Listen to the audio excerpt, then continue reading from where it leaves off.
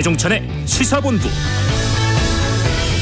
안녕하십니까. 배종찬의 시사본부 시작하겠습니다.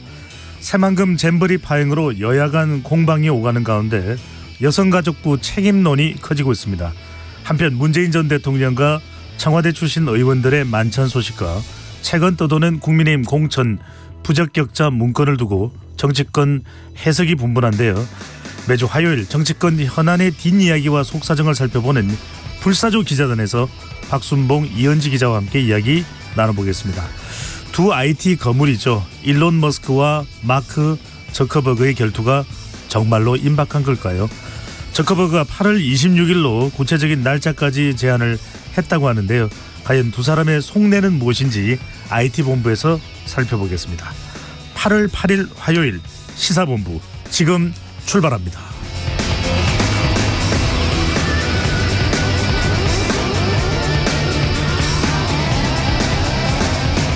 일부 마지막에 듣는 노래 디저트송 신청도 기다립니다. 오늘 듣고 싶은 노래 있으시면 문자 샵 9730으로 자유롭게 보내주시고요. 짧은 문자 50원, 긴 문자 100원입니다. 선정되신 분께는 치킨 또 빙수 등 간식 쿠폰 보내드리니까요. 많은 참여 부탁드립니다. KBS 1라디오의 모든 프로그램은 유튜브에서도 함께할 수 있습니다. KBS 1라디오 채널 구독과 좋아요, 댓글도 많이 부탁드립니다.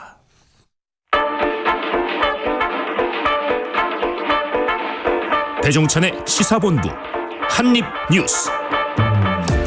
오늘의 핵심 뉴스 한입에 정리하는 한입뉴스 시작합니다. 박정호 오마이뉴스 기자, 미디어인권연구소 뭉클의 이봉우 연구원과 함께합니다. 어서 오십시오. 안녕하십니까. 안녕하세요.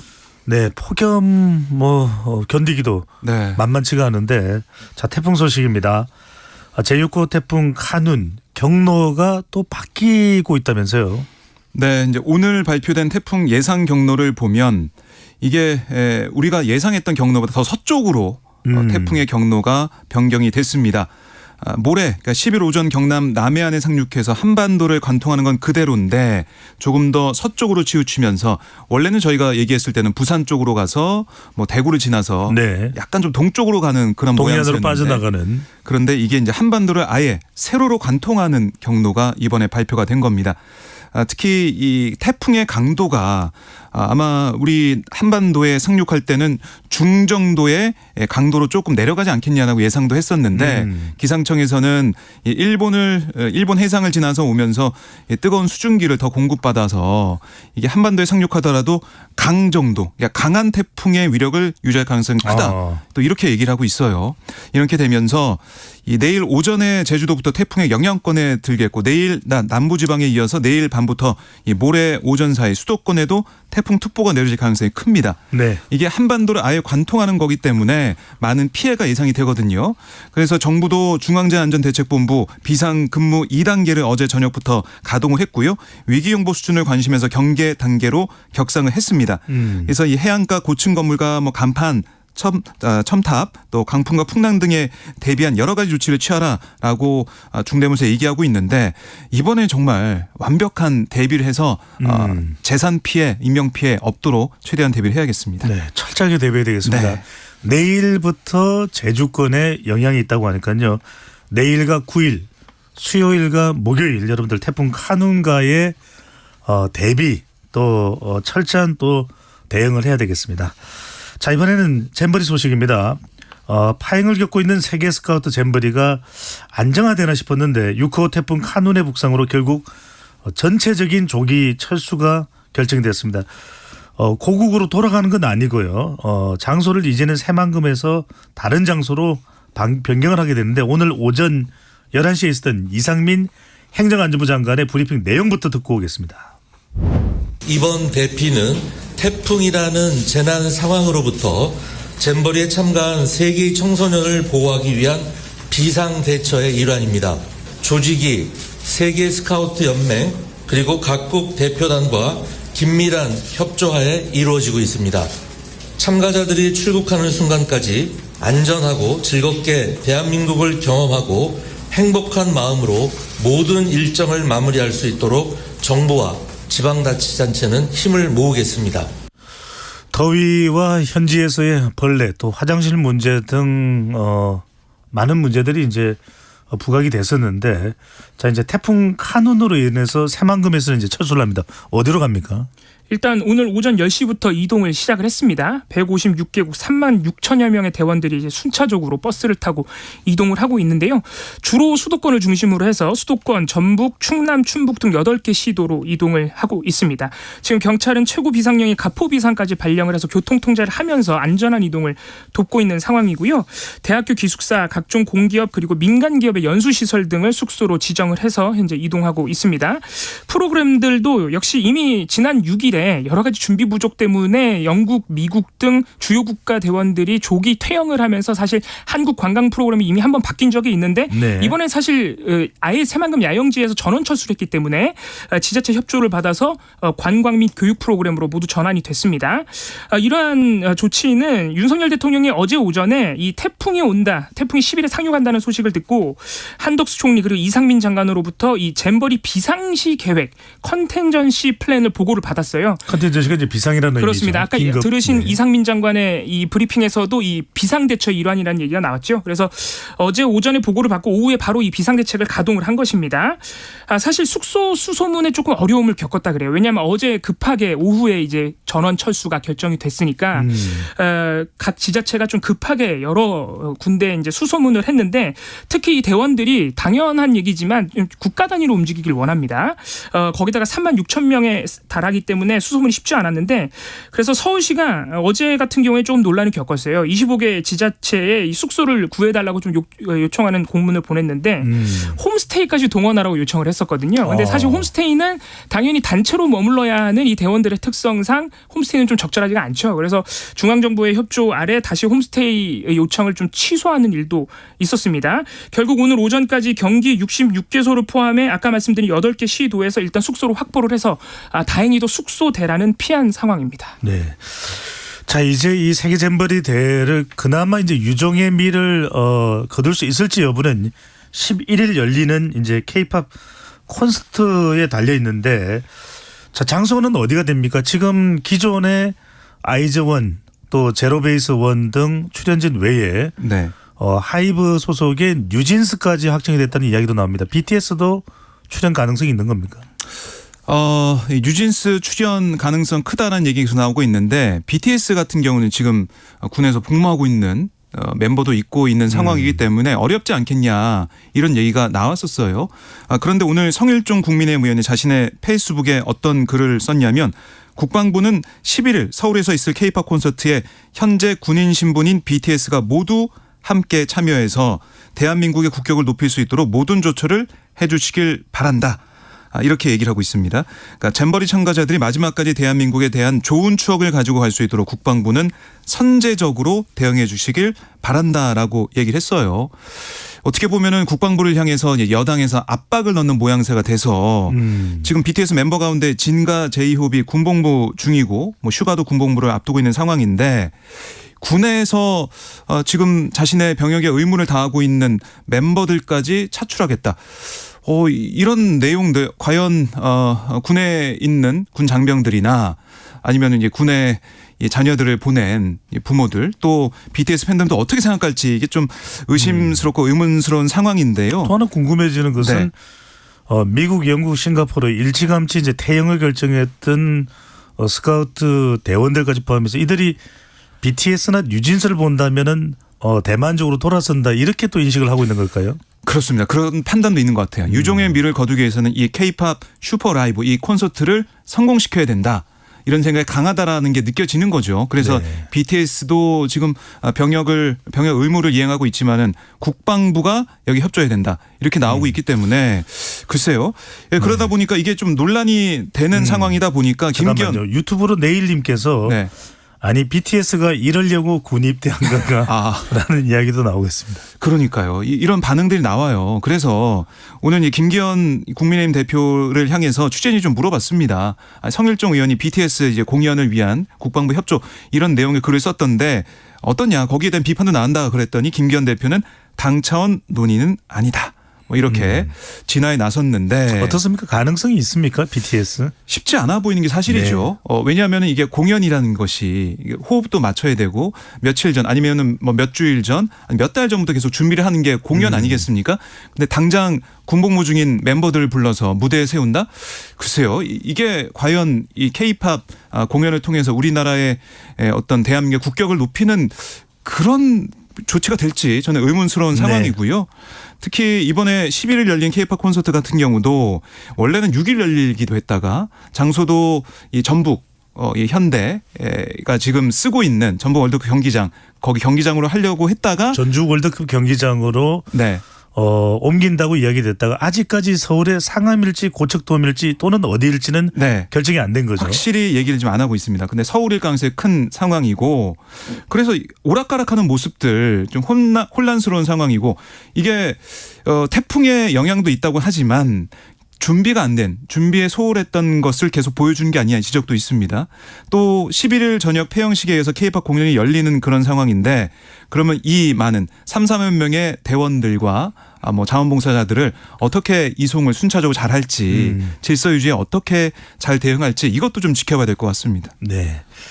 1935님께서 사고는 정부 어른들이 치고 수습은 아이돌 같은 아이들이 하는 게 말이 되나요? 어른으로서 애들 얼굴 보기가 창피합니다라는 글을 보내주셨습니다. 우리 정부 관계자들도 과연 이런 생각을 하고 있을지 좀 궁금하긴 하네요. 네. 궁금해집니다. 자, 준비 부족 이야기는 계속 이제 문매를 받고 있는데 예산입니다.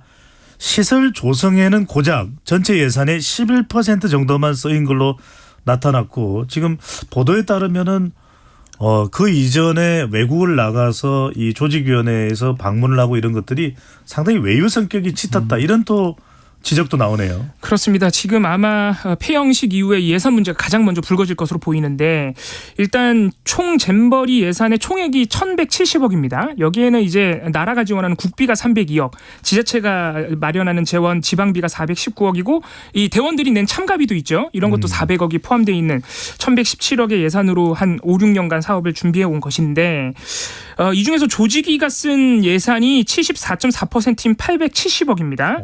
여기에는 이제 조직위가 운영하면서 써야 되는 인건비가 55억 들어가 있고 운영비 29억, 식당 운영 121억, 텐트 취사용품 구매 59억 이런 예산들이 들어가 있는데 문제는 조직위 예산 안에서도 이 그늘막 같은 게 필요하다고 폭염 때문에 사실 오래전부터 지적이 되어 왔었는데 이 그늘막 사용 예산은 또 5억 정도밖에 안 됐다 그래요. 그러니까 조직위 운영 예산에서도 사실 좀 빈 곳이 있어 보이는 것이고 가장 중요하게 지적되는 야영장 조성에 얼마나 예산을 투입하고 노력을 했느냐. 배수도 필요할 것이고 그렇습니다.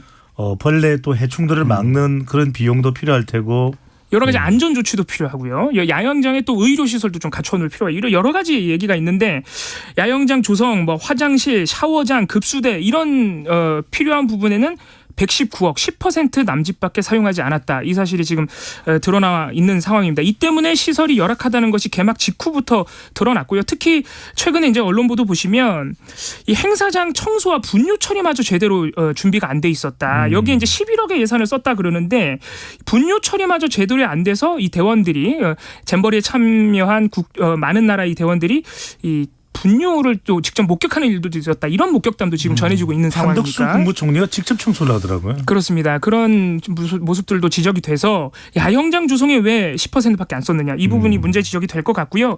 말씀하신 대로 여성가족부와 전북도의 공무원들이 이 준비를 한다는 명목으로 90여 건의 출장을 갔는데 이게 대부분 외유성 아니냐. 이런 지금 의혹도 제기가 된 상태입니다. 특히 전북도청 관계자 5명이 2018년 5월 잼버리 성공개최 사례조사를 한다면서 스위스와 이탈리아로 6박 8일 출장을 갔는데 이 출장 갔다 와서 낸 보고서를 보면 뭐 대략적으로 사진 2장 정도 비교를 해놓고 이 과거에 이렇게 화려하게 잘 행사를 치렀다. 한국도 그렇게 할 수 있다. 이렇게 좀 부실한 보고서가 나온 것 아니냐 이런 문제도 제기가 돼 있는 상태라서 폐영식 이후에 정치권에서 예산의 적절한 사용 여부를 따질 것으로 보입니다. 네, 스위스나 이탈리아를 가보기 전에 새만금을 여러 차례 더 가봤어야 되지 않았을까라는 생각이 듭니다. 자, 또 이 묻지마 범죄 공포스럽습니다. 어제 동대구역에서 흉기를 소지하고 있던 30대 남성이 경찰에 붙잡혔네요. 네, 이 30대 남성 A 씨는 어제 오후 3시 54분쯤 동대구역 광장에서 가방에 들어있던 흉기를 꺼내다 떨어뜨렸어요. 역 광장에 칼을 들고 있는 사람이 있다라는 사회복무요원의 신고가 있었고 이 신고를 받고 출동한 경찰에 이 남성은 붙잡혔습니다.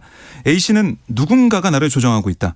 불특정 사람들을 죽이라고 해서 흉기를 갖고 동대구역으로 갔다. 이렇게 진술한 걸로 전해졌고. 서현역 범죄자입니다. 그렇습니다. 그래서 경찰이 지금 뭐 정신질환 이력 등을 확인하고 있고 살인 예비 혐의 적용 검토 중이라고 하는데 경찰 진술에서 이 남성이 아무나 죽이려고 했다라고 진술한 걸로 보면 하마터면 정말 또 무차별 흉기 난동이 또 일어날 뻔했다. 좀 아찔한 상황이었다라고 볼 수가 있겠고요.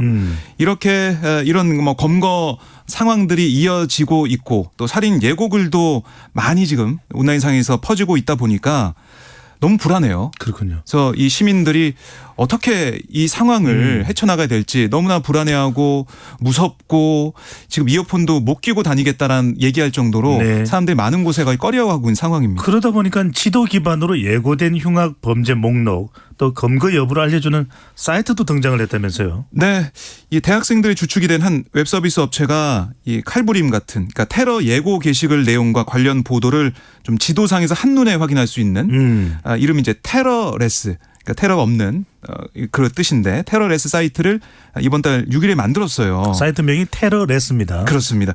그래서 저도 이제 들어가 봤더니 좀 지도 기반이기 때문에 어느 지역에 이런 일들이 있었는지 이 표시가 돼 있어요. 그거 누르면은 어떤 글이 있었고 어떻게 조치가 됐는지 이런 것들을 볼 수가 있거든요.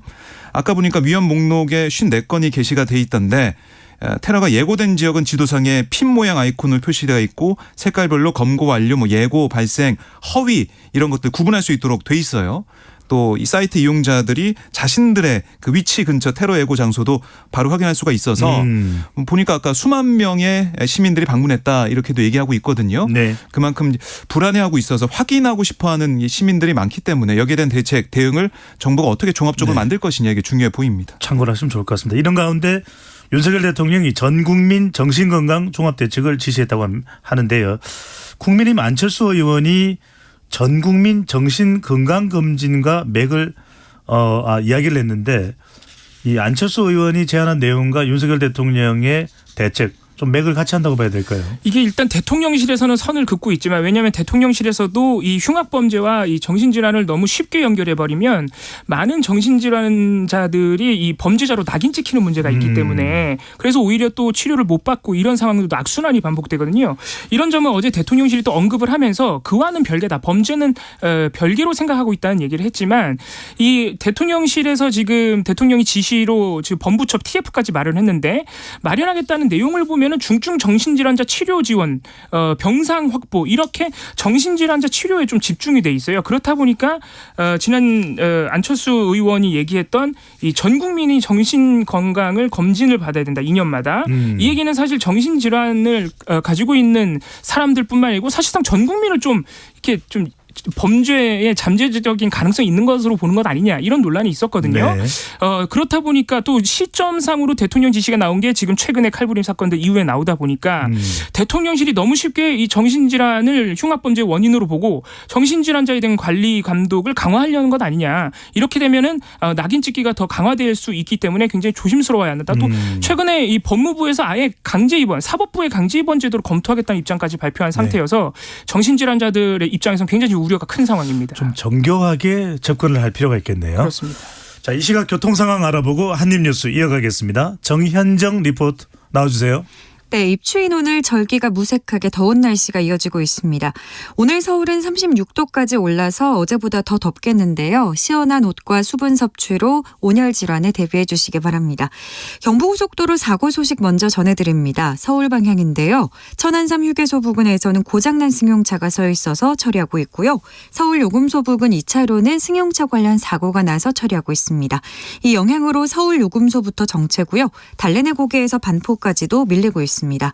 반대 부산 쪽으로는 기흥휴게소 부근 4차로와 5차로는 도로 보수 작업을 하고 있어서요. 수원 신갈 나들목에서 기흥 나들목까지 3km가량 정체입니다. 기흥 동탄에서 안성까지 작업 중이고요. 천안 부근에서 천안 분기점 부근까지는 5km 구간 정체입니다. 서해안고속도로 서울 쪽입니다. 매송에서 팔곡 분기점, 더 가서는 일직 분기점에서 금천까지 밀리고요. 영동고속도로 강릉 쪽으로는 용인에서 양지터널까지 6km가량 제속도 못 냅니다. 한편 서울 시내는 동부간선도로 의정부 쪽인데요. 중랑교에서 월릉 분기점 사이 1차로는 작업을 하고 있어서 부근이 혼잡한 상태입니다. KBS 교통정보센터에서 정현정입니다.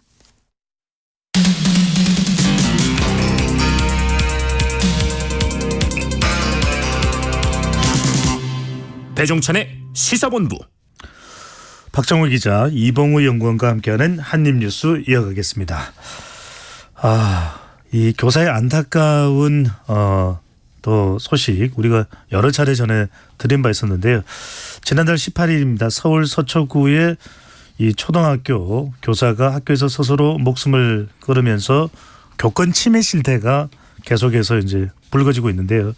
어제 MBC가 보도한 내용입니다. 이미 2년 전에도 같은 학교에서 두 명의 초임 교사가 스스로 생을 마감했다고 하는데 죄송합니다. 이거 위치를 좀 정정을 합니다. 학교의 위치가 서초구가 아니라 의정부입니다. 의정부의 같은 초등학교, 그러니까 서초구 서희초등학교는 아닙니다. 의정부의 같은 초등학교에서 일어난 일이라고 하는데 어찌된 일입니까? 그렇습니다. 사실 최근에 이 서희초등학교 교사의 사망으로 교권 실태가 논의가 되고 있습니다만 이미 굉장히 오래된 문제고 비슷한 사례가 많다는 이 교사들의 호소가 있었죠. 이번에 네. 또 안타까운 사례가 하나 언론 보도를 통해서 나온 것인데요. 2016년에 교대를 갓 졸업하고 초등학교 교사로 임용되어서 같은 학교에 말씀하신 대로 의정부에 위치하고 있는 학교입니다. 네, 같은 학교에 발령을 받은 두 명의 교사, 25세 이영승 선생님과 23세 김은지 선생님이 있었습니다. 4, 5년 차가 됐던 2021년에 이 5학년 담임을 또 두 분이 나란히 맡았는데 바로 그해 6월에 김은지 선생님, 12월에 이영승 선생님이 차례로 스스로 목숨을 끊었습니다. 김은지 교사 같은 경우에는 이 학생끼리의 폭력을 교실에서 목격한 다음에 발령 한 달 만에 우울증 진단을 받았다고 해요. 굉장히 충격이 컸던 것인데 그래서 사직서를 제출했지만 학교가 만류를 했고요. 결국 음악 전담 교사로 일단 발령을 냈지만 다시 1년 만에 담임 교사로 발령을 받게 됐습니다. 문제는 다시 담임 교사로 복귀한 뒤에 또다시 학생 간 폭력이 반복이 되고 이 학생들에 대한 생활 지도에 어려움을 겪고 또 학부모 민원이 쏟아지면서 고통을 받았던 것으로 알려지고 있고요. 결국은 5학년 담임을 맡은 지 4개월 만에 고인의 모친에게 학교가 문제다. 학교에 너무 많은 문제가 있다는 말을 남기고 스스로 생을 마감했습니다. 이영승 선생님 역시 부임 첫 해 담임을 맡은 반에서 학생 한 명이 손을 다쳤는데 이 다친 학생의 학부모로부터 장기간 치료비 요구를 받았다 그래요. 그래서 너무 힘들어서 이제 휴직을 하고 군입대까지 했는데 군입대를 한 이후에도 학부모의 보상 요구가 계속됐고 심지어는 학교가 이 군에 있는 선생님에게 전화를 해서 치료비를 학부모에게 주라고 압박을 했다고 합니다. 그래서 2021년 역시 5학년 담임을 맡았던 그 해에 장기 결석 학생 관리 등의 어려움을 토로하다가 결국에는 스스로 생을 마감했다고 하는데 이 유족들이 공통적으로 호소하고 있는 바가 학부모 민원 그리고 학생 관리 어려움도 있지만 이런 문제를 모두 교사에게 일임해버리고 학교에서 오히려 교사에게 전환을 해서 학부모의 민원을 들어주라는 식으로 압박을 했던 게 역시 힘이 들었다고 꼽고 있고요. 문제는 또 경기도교육청은 이 사실을 언론이 취재할 때까지 전혀 몰랐다고 합니다. 학교에서는 이 사건을 교육청에 단순 추락 사망으로 보고하는 바람에 교육청에서 몰랐다는 것이죠. 그래서 여러 가지 이 교사들의 어려운 상황을 과연 교육당국이 제대로 파악하고 있느냐 이 부분도 좀 검토를 해봐야 될 것 같습니다. 네. 그러니까 학교가 문제 해결보다는 교사들에게 이제 책임을 돌린 것이 가장 큰 원인이 됐다 이렇게도 볼 수 있는데 정부 교육당국은 어떤 해결책 마련하고 있는 게 있나요? 네, 그러니까 서희초 교사 사망 이후에 계속해서 이 교권 보장 보호를 네. 요구하는 교사들 목소리가 방금 전에 말씀드린 때문에. 학교는 의정부에 있는 그렇습니다. 학교입니다. 네. 네. 계속해서 이런 일들이 알려지고 또 이런 사건들이 보도가 되면서 교권 보장이 필요하다. 이거는 공감대는 다 있어요. 그래서 정부가 해결책 내놓은 걸 좀 보면은 여러 가지 뭐 해결책이 있겠지만 중점적으로 보고 있는 게 법 개정을 통한 교사 면책권 부여나 교사의 생활지도 범위와 방식을 구체화하는 데 좀 초점 맞춰진 게 아닌가 이런 생각이 들거든요. 네. 그래서 이런 거예요. 그러니까 교사의 수업이나 생활지도 방해 시에 이제 학생에게 뒤로 나가 서 있기, 뭐 교실 퇴실, 반성문 쓰기, 학부모 상담 이런 구체적 훈육 방식을 지금 교육부가 논의하고 있습니다. 그러니까 교원의 학생생활 지도에 관한 고시안 마련을 위한 포럼을 열어가지고 이런 것들을 얘기하고 있는데 물론 이것도 필요하겠죠. 필요하다고 판단되는 그런 상황이지만 현재 교사들을 좀 궁지로 몰아넣는 게 가장 큰 이유 중에 하나가 학부모의 항의와 민원이거든요. 아동 학대 소송을 막을 수가 없고 오히려 또 불복하는 학부모들이 늘어나서 소송이 증가될 우려가 있는데 여기에 대해서 왜 이걸 교사 혼자 다 스스로 떠안고 대응해야 되느냐 이런 얘기를 하고 있는 거예요. 네. 그래서 여기에 대한 학부모의 악성 민원을 막기 위한 여러 가지 장치와 방안이 먼저 필요하다라는 거고 소송이나 이런 게 우려가 된다면 교사한테 다 떠넘기는 게 아니라 교장 교감을 비롯한 어떤 이 학교 학교에서도 차원에? 아니면 교육청 차원에서도 네. 이걸 보호할 수 있는 장치가 필요하다는 얘기가 나오고 있습니다. 알겠습니다. 우리 시간에서도 여러 차례 말씀드렸지만 교권 보호의 가장 큰 또 대상은 학부모 민원을 어떻게 대응하느냐가 아닌가 싶은 생각이 듭니다. 자, 방통위 이야기로 넘어가 보겠습니다. 이동관 방통위원장 후보 지명 전후로 KBS, MBC 이사진 교체 움직임이 있는데 MBC 대주주인 방송문화진흥회 이른바 방문진이라고 합니다. 이사가 자진 사퇴를 했습니다. 그런데 여권 추천 인사가 그러니까 국민의힘 추천 인사가 사퇴를 했다면서요. 그렇습니다. 그래서 여러 가지 지금 좀 의혹이 나오고 있는 상황인데 어제 이 MBC 방문진의 임정환 이사가 갑작스럽게 건강상의 이유로 자진 사퇴를 해서 이게 방송문화진흥회에서도 어제 알았다 그래요. 그 정도로 갑작스러운 사퇴인데 이게 혹시 방송문화진흥회 이사진을 정부 여당 다수로 재편하기 위한 과정 중에 현재 사실상 여권 추천 이사인 임정환 이사를 교체한 것은 그동안 임정환 이사가 정부 여당 쪽의 목소리를 좀 들어주지 않은 것 아니냐. 그리고 여권 몫을 다하지 못했다는 내외부의 압박이 있었던 것 아니냐라는 지금 의심이 나오고 있어요. 네. 그런 배경이 좀 있는데요. 임정환 이사는 국민의힘 추천 이사이지만 그동안 방문진 이사 중에 김도인 이사처럼 이 정부 여당 측 이사와 다른 목소리를 좀 낸 것으로 평가를 받고 있습니다. 예를 들어서 작년 9월에 박성재 MBC 사장 해임 결의안이 올라와서 방송문화진흥회에서 투표를 했는데 여기서 다른 정부 여당 쪽 이사인 김도인 이성우 이사와 달리 이 임정환 이사는 기권표를 행사했어요. 그러니까 박성재 MBC 사장 해임에 사실상 반대했다는 의미죠. 그리고 지난 7월 14일 이사회에서도 현재 지금 진행 중인 이 방통위의 방송문화진흥회 검사 실지 검사가 있는데 방문진에서는 방통위가 이 검사를 할 권한이 없다고 사실 보고 있었습니다. 그래서 이 방문진 안에서도 이 방통위의 검사 감독권을 인정해야 되느냐 여부를 논의를 했는데 역시 이때 정부 여당 추천 이사인 김도인 이성우 이사는 당연히 방통위의 검사를 받아야 된다. 방문진에 문제가 많다라고 주장을 했는데 이 자리에서도 임정환 이사는 침묵을 지킨 것으로 알려져 있습니다.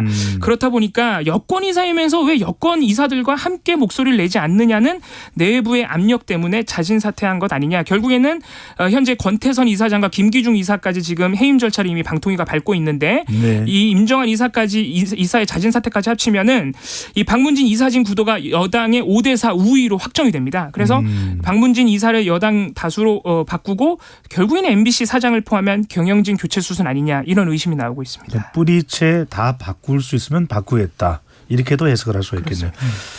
자, 이런 상황에서 이동관 후보자와 관련해서 정여세 탈루 의혹이 제기됐는데 어떤 내용입니까? 네, 그러니까 이동관 후보자가 2001년 매입해서 2019년 재건축 직후에 31억 9천만 원에 매도한 서울 서초구 잠원동 아파트. 이게 바로 이제 부인에게 1% 지분 주고 재건축 조합 대의원 자격 갖추게 해서 이게 뭐 선수들 방식 아니냐 의심을 샀던 그 아파트입니다. 그 아파트 매도한 돈 대부분은 당연히 뭐 99% 지분을 가졌던 이동관 후보자의 돈인데 네. 집을 팔고 한 달 뒤에 이 집을 담보로 부인 명의로 빌렸던 은행 대출 8억이 상환이 됐어요. 아파트를 팔고 이동관 후보자에게 이제 이 떨어진 그 돈으로 부인의 대출금을 갚아준 셈입니다. 그래서 당시 이제 부인 같은 경우는 소득이 없고 상속 재산도 없던 상황이라서 8억을 남편이 대신 갚았으니까 부부간 증여로 봐야 된다 이런 지적이 나왔어요. 그랬더니 여기에 대해 이동관 후보자는 실제로는 부인 명의로 대출만 받았고 나의 채무를 상환한 것이라 증여가 아니다. 이렇게 해명을 했고, 뭐 거기에 대해서 이 후보자 본인이 쓸 돈을 부인 명의로 대출 받았으니까 금융실명법 위반 아니냐 이런 또 지적이 또 다시 나오니까 이번에는 배우자 명의를 빌린 대출이기 때문에 이건 또 법 적용 대상이 아니다 또 반박을 하고 있어요. 그리고 또 하나 징역 관련 의혹이 또 있는데 이 ELS라는 파생 금융 상품 여기에 수억 원을 투자했습니다. 이 후보자 부부가. 네. 이 후보자 부인이 2020년 4천만 원 등 3년간 2억 3천여만 원 배당 수익을 얻었는데 이것도 결국 이동관 후보자 돈으로 투자한 거니까 증여세 내야 되는 게 아니냐 이런 또 지적이 나왔어요. 그랬더니 뒤늦게 금액을 공개했는데 2020년 2월 5억 5천만 원 증여했다. 6억 이내여서 증여세 제외 대상이었다라고 얘기는 했습니다.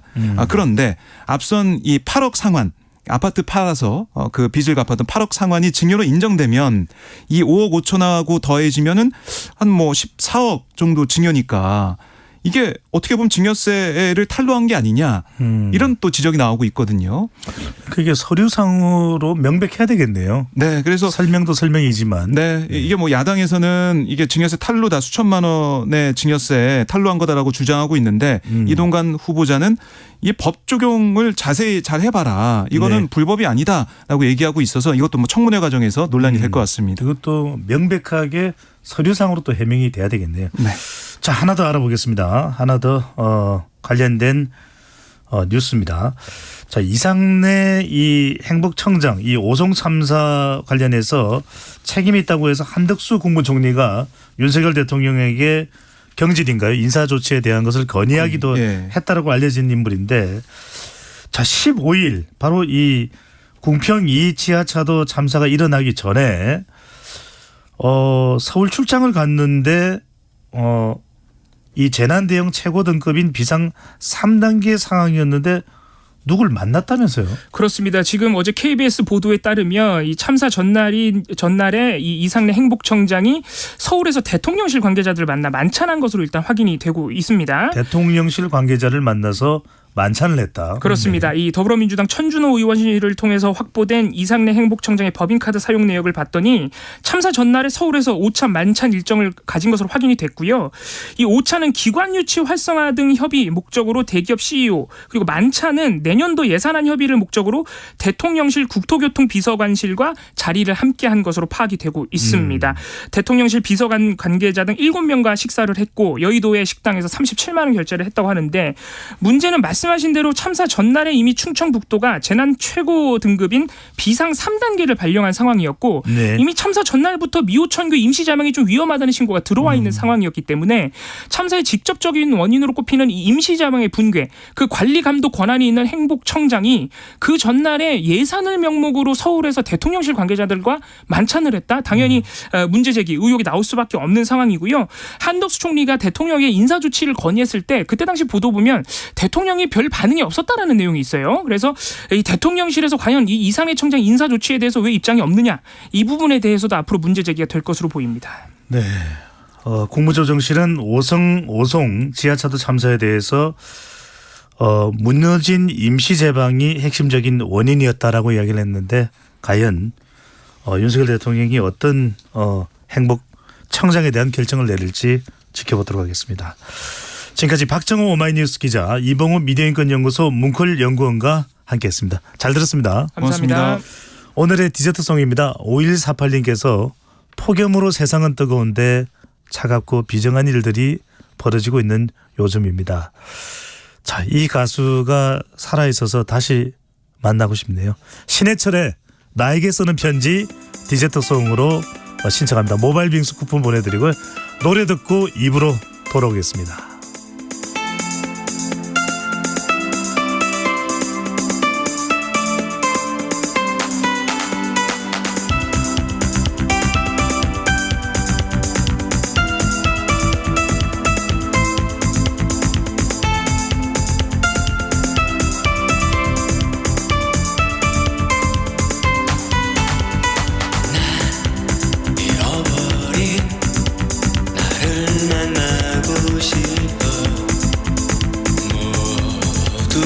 잠든 후에 나에게 편지를 쓰네 내 마음 깊이 초라한 모습으로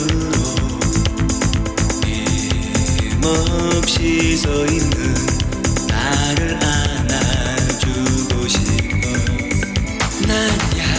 조급해질 때마다 나에게 말을 하지. 넌 아직도 너의 길을 두려워하고 있니? 나의 대답은 이젠 아냐. 언제부턴가 세상은 점점 빨리 변해나가네. 나의 마음도 조급해지지.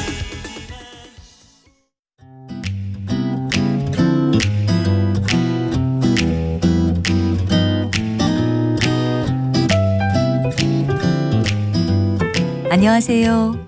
바른말 고운말입니다.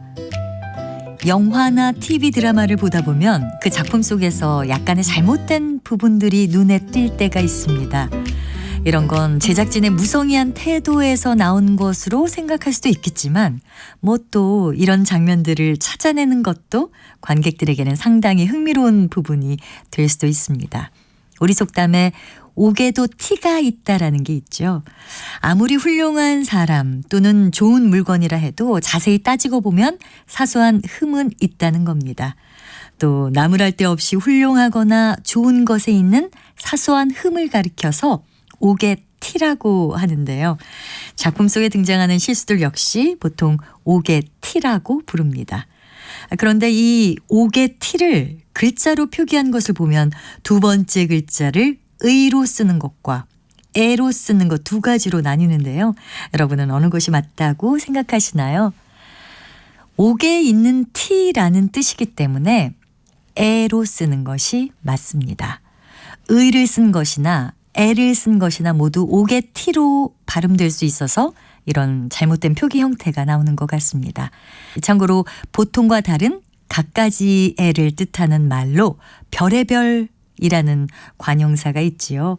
이 경우에는 두 번째 음절에 의자를 쓴다는 것도 함께 알아두시면 도움이 될 것 같습니다. 바른말 고운말 아나운서 변희영이었습니다.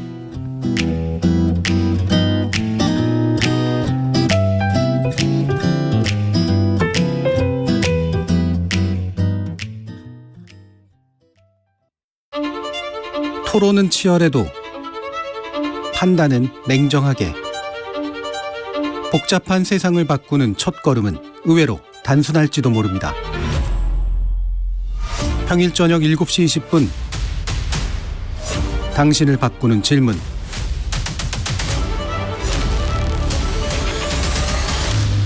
KBS 열린 토론.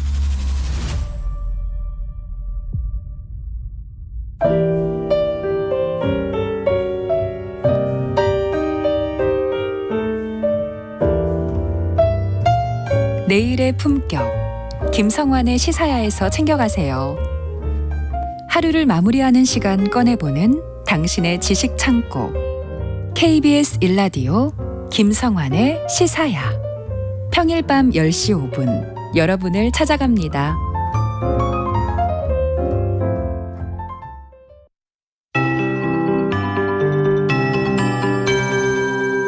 KBS 58분 날씨. 절기 입추인 오늘도 35도 안팎의 폭염이 이어지겠습니다. 한낮 기온이 광주가 37도, 서울 대전 36도, 대구와 부산 35도까지 오르겠고요. 동풍의 영향으로 오늘 가끔 비가 내리는 강릉은 29도, 제주는 33도 등에 머물겠습니다. 동해안과 제주도에는 5에서 60mm 정도의 비가 내리겠고요. 그 밖의 지역은 대기가 불안정해서 저녁까지 곳곳에 적게는 5mm에서 많게는 100mm가 넘는 소나기가 올 전망입니다. 천둥, 번개와 돌풍을 동반해 시간당 30에서 60mm 정도의 매우 강한 소나기가 쏟아지는 곳도 있겠습니다. 한편 제6호 태풍 카눈이 우리나라를 향해 북상 중입니다. 강한 세력을 유지한 채 모레 목요일 오전에 남해안 부근에 상륙할 전망이고요. 이후 중부 내륙을 통과해 북한을 향할 가능성이 높습니다. 내일부터 태풍의 영향으로 전국에 차차 태풍특보가 내려지겠고요. 내일 경상도 해안을 시작으로 모레까지 전국에 매우 강한 비바람이 몰아치겠습니다. 전국에 80에서 200mm 이상의 비가 오겠고 특히 강원 영동은 곳에 따라 600mm 이상, 지리산 부근에는 400mm 이상의 폭우가 쏟아질 전망이어서 주의하셔야겠습니다. 현재 서울의 기온은 34.1도입니다. 송소진입니다.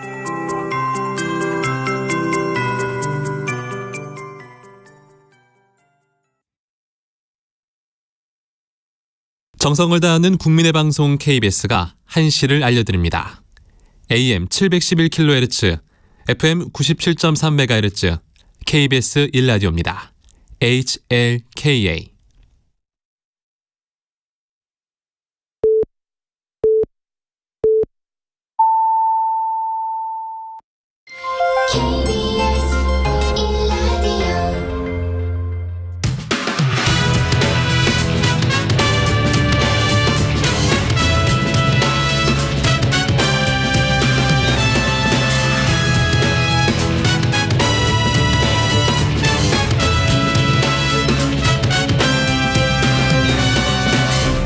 KBS 1라디오 배종찬의 시사본부.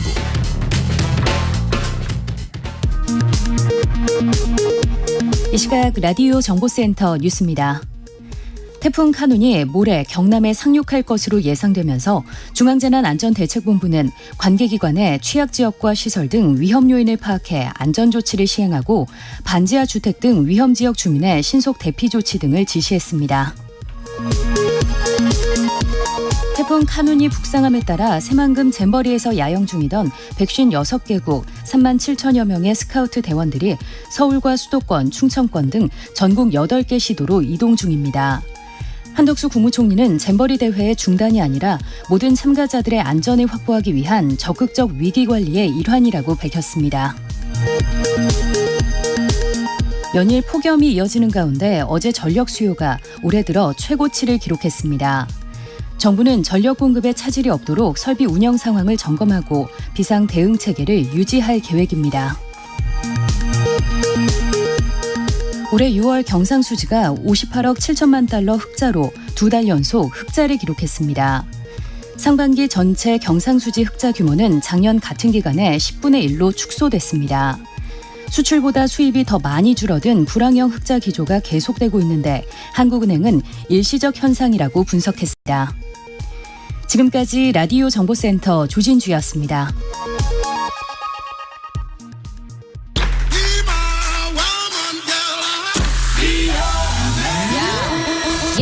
인터넷에서 화제가 된 뉴스를 다뤄보는 스트리트 뉴스 파이터 시간입니다. 오늘은 박지원 뉴스캐스터와 함께합니다. 어서 오십시오. 안녕하세요. 네. 박 캐스터 그런 경험을 하셨을 것 같은데 길을 걷다가 왜 갑자기 화장실이 급해질 때가 있잖아요. 있죠. 그럴 때는 어떻게 해결하세요? 참아야죠. 어떻게 하겠습니까? 네. 괜히 물어봤네요. 저는 하여튼 어디든 들어갑니다. 왜냐하면 개방형 화장실이 네. 상당히 많이 있기 때문에 조금 찾으면서 그런 곳을 이제 들어가서 해결하면 될 텐데. 그렇죠. 자, 그렇지 못한 경우가 있었나 봅니다. 제주 관광객 이야기인데 화장실이 급해 인근 노인정에서 화장실을 이용했더니 사용 요금으로 어르신이 만든 물건을 강제로 사줘야 되는 그런 상황이 생겼다면서요. 네, 온라인 커뮤니티에 올라온 글이고요. 화장실 이용료가 10,000원이라는 제목의 글입니다. A씨는 아들과 함께 가족 여행을 갔다가 여행 중에 아들이 화장실이 급해서 인근의 복지관 건물로 들어갔다라고 말문을 시작합니다. 네. 안에서는 할머니와 할아버지가 고스톱을 치고 계셨대요. 그리고 아이가 화장실을 들어가려고 하니까 할아버지께서 이거 사용료 내야 되는데 하셨나 봐요. 물론 A씨의 어머님은 이제 농담인 줄 알으셨고 그런데 문제는 아들이 화장실을 나온 후였습니다. 정말로 돈을 요구를 하셨을까요? 맞습니다. 할아버지는 할머님께서 뜨신 이 가방을 보여주면서 화장실 청소도 다 우리가 하니까 이 10,000원짜리 가방 화장실 이용료로 무조건 사라고 하신 거죠. A씨가 그래서 제가 돈이랑 핸드폰이 차에 있다라고 말씀을 드리니까 다시 사러 오지 않을 거면 고소할 거다. 꼭 사러 와야 한다라고 누차 강조를 하시면서 A씨의 번호를 받아갑니다. 네. 이런 분위기 속에 아들도 살짝 당황을 하면서 엄마 내가 화장실 써서 할아버지한테 혼난 거야 라고 말을 하죠. 저는 믿기지가 않는데 누리꾼들 반응은 어떻습니까? 일단 반응이 좀 엇갈렸습니다. 일단 복지관은 일반적으로 지자체 예산으로 지을 텐데 화장실 사용했다고 물건을 강매하면 오히려 신고 대상이다. 뭘 인정하다라는 반응들도 있었고요. 이와 반대로 유명한 관광지에 화장실 가겠다고 하는 사람들이 한두 명이겠냐. 노인정 화장실은 이제 전 국민이 공짜로 쓰는 화장실이 아니고 청소는 누가 해주냐 등의 반응을 보이고 있습니다. 네. 저는 잘 이해는 안 되네요. 그냥 사용하게 해줘도 됐을 텐데 네. 라는 생각이 드는데 각자 또 생각이 다를 수는 있으니까요. 자, 다음 소식입니다. 최근 서울 압구정역 부근에서 롤스로이스 SUV 차량이 인도로 돌진해 20대 여성을 다치게 하는 사고가 있었는데요.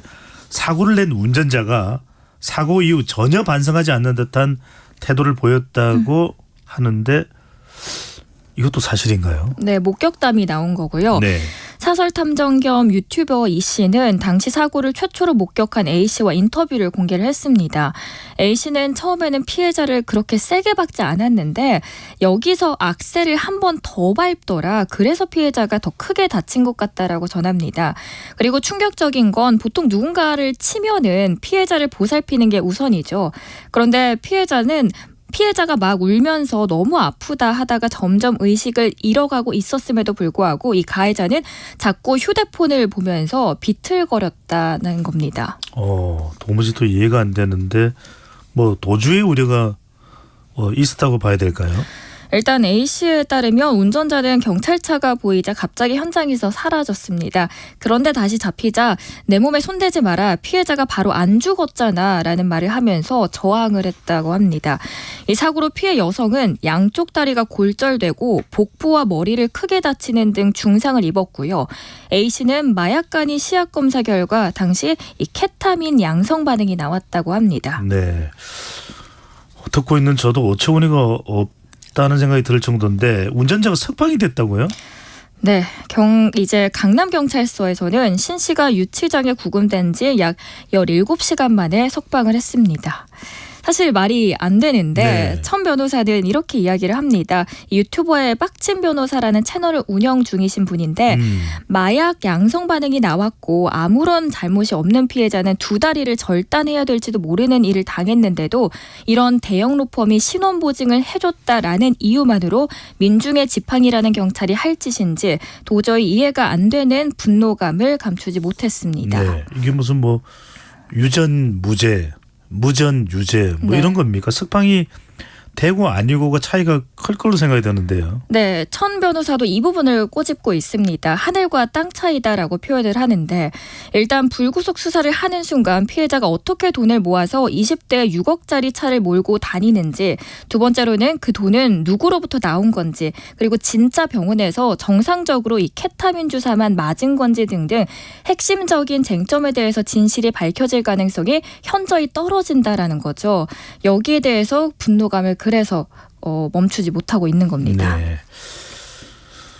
영화 베테랑이 생각나기도 하는데 경찰의 입장은 뭡니까? 일단 신 씨의 변호사가 신원보증을 하고 책임지겠다라고 해서 석방을 했다. 그리고 신 씨가 이 케타민 주사를 맞았다는 병원 측은 신 씨가 치료받은 적이 있다라고 확인을 해줬기 때문에 석방을 해줄 수밖에 없었다라는 입장입니다. 네. 이 잠깐 구속이 됐던 이 가해자 신 씨 경우에 상당한 재력이 있는 집안의 자녀인가요? 좀 악명이 높긴 하더라고요. 재력까지는 모르겠는데 과거에 한 방송에 출연해서 폭력 가해자로도 한번 언급이 된 적이 있다라고 합니다. 네. 경찰이 어떻게 수사할지 앞으로 좀 두 눈 부릅뜨고 지켜보겠습니다. 네. 다음 주 화요일이 이제 광복절입니다. 이번 주말부터 휴가를 가는 분들도 많으실 텐데요. 주말 전에 참고해야 될 내용을 오늘 또 도움이 되도록 소개를 해드립니다. 14일에는 택배 배송이 안 된다고요? 네. 이제 택배 종사자의 휴식을 보장하고자 하는 취지로 2020년부터 시작된 택배 없는 날이 올해도 시행이 됩니다. 14일이고요. 그래서 일요일인 13일부터 광복절인 15일까지 사흘간 배송 업무를 하지 않게 되는 겁니다. 따라서 12일에 접수한 택배는 16일 이후부터 배송이 된다는 점도 참고를 하시면 좋을 것 같습니다. 네. 물건을 이 연휴 일종의 연휴로 징검다리 연휴로 택배 배송이 안 되는 기간 전에 받아보시려면 11일까지는 접수를 해야 되겠네요. 그렇죠. 11일이요. 참고로 말씀드립니다. 네. 11일까지는 좀 접수를 하셔야 될 것 같습니다. 근데 모든 택배사가 해당되는 겁니까? 네, 그렇지는 않습니다. 쿠팡의 경우에는 우리는 안 하겠다라고 주장을 한 상태거든요. 이제 기존에 있었던 고질적인 문제로 지목되는 업무 가중이나 노선 단독을 우리는 이미 해결을 했으니까 이제 택배 기사들이 어렵지 않게 휴가를 낼 수 있고 굳이 택배 없는 날을 선택할 이유가 없다라는 주장입니다. 쿠팡은 빠졌네요. 네, 그런데 한선범 택배노조 정책국장의 말을 들어보면 상황이 꼭 그렇게 간단해 보이지는 않습니다. 일단 택배 없는 날에도 쿠팡이 배송을 계속한다면 연휴 물량이 쿠팡의 노동자에게 쏟아져서 노동 강도가 높아지겠죠. 그리고 다른 택배사들 입장에서는 연휴 특수를 쿠팡이 가져가 버리니까 택배 없는 날을 오랫동안 유지하기가 힘들어질 수 있다라는 겁니다. 반면 쿠팡에서는 이제 최근 쿠팡 배송기사의 휴가 플렉스라는 제목의 보도 자료를 내고 올 여름에 3주 휴가를 다녀온 사례, 주 4주 4일 근무하는 사례 등을 소개를 하고 있습니다. 네, 쿠팡의 설명을 들어보면 상당히 또 합리적으로 운영됐다고 볼 수도 있는데 실제로 그렇습니까? 노조 측의 입장을 들어보면 또 그렇지만은 않습니다. 쿠팡의 자료를 반박을 하는데요. 규모가 큰 일부 대리점의 사례에 불과하다라고 말을 하고 있고 노조가 지난달에 퀵플렉스 노동자 187명을 대상으로 진행한 실태 조사를 했는데 일단 39.4%는 올해 여름 휴가 계획을 세우지 못했다라고 했고 그 이유를 보니까 계약에 영향을 미치는 수행률이 떨어질까 봐가 45.2%로 가장 많았고요. 두 번째가 대체 배송을 할 사람을 구할 수가 없어서가 38% 정도였습니다. 네, 그렇군요. 자, 주의 산만한 이런 문제야였는데 고교를 자퇴하고 난 이후에 독일로 갔습니다. 윤한결인데요. 카라얀상을 받았다고요? 네. 결선 무대 후에 1시간 넘게 청중 수백 명이 카라얀 젊은 지휘자상 콩쿠르 우승자 발표를 기다리던 중이었습니다. 잘츠부르크 도심의 모차르트형 극장에서 환호성이 터져 나왔습니다. 그리고 우승자로 발표된 이름은 29살 윤한결 지휘자. 올해 54개 국가에서 323명이 출전한 이 콩쿠르의 한국인 첫 우승입니다. 네, 카라얀 그러면은 정말 전설적인 세계적인 지휘자였는데 네. 그 상을 받았다라고 이제 소개가 됐는데 윤한결 군의 우승이 더 큰 의미가 있다면서요? 네, 이 카라얀 젊은 지휘자상은 차세대의 스타 지휘자를 배출하는 콩쿠르로 유명하고요. 사실 그동안은 피아노, 바이올린, 성악 콩쿠르는 한국이 휩쓸었습니다. 지휘만큼은 근데 예외였는데 그래서 이번에 윤한결 씨의 우승이 더욱더 의미가 있고 주목이 되고 있습니다. 그렇군요. 자, 어렸을 때도 말도 잘 듣고 굉장히 똑부러졌을 것 같은데 그렇지는 않았다고요? 네, 사실 어릴 때는 굉장히 주위가 산만한 말썽꾸러기였다라고 합니다. 왜 네. 선생님이 여기서 체린이 100번 치고 있어 할 때 꼭 다른 거 연습하는 친구들 있잖아요. 그런 친구 중 하나였는데 이렇게 대단하고 훌륭하게 컸네요. 네, 이런 거 제가 자꾸 관심 가지면 안 되는데 저는 이런 게 궁금하더라고요. 우승하면 네. 얼마 받나요? 상금 얼마 받나요? 네, 대회 우승자가 되면 15,000유로 그러니까 2,100여만 원의 상금뿐만 아니라요. 네. 내년에 잘츠부르크 페스티벌에서 지휘를 할 기회를 얻게 되고 세계 클래식계 이목이 쏠린 대회인데 그만큼 유명한 오케스트라와 협연할 기회가 뒤따를 가능성도 크다는 점에서 앞으로 이 94년생 윤한결 지휘자의 앞날이 더욱더 기대됩니다. 네, KBS에서 이렇게 소개까지 해주고 있으니까요. 네, 카라얀을 뛰어넘을 수도 있는 윤한결 지휘자의 미래 기대를 해보겠습니다. 네. 오늘 말씀 여기까지 듣겠습니다. 지금까지 박지원 뉴스캐스터와 함께했습니다. 잘 들었습니다. 고맙습니다.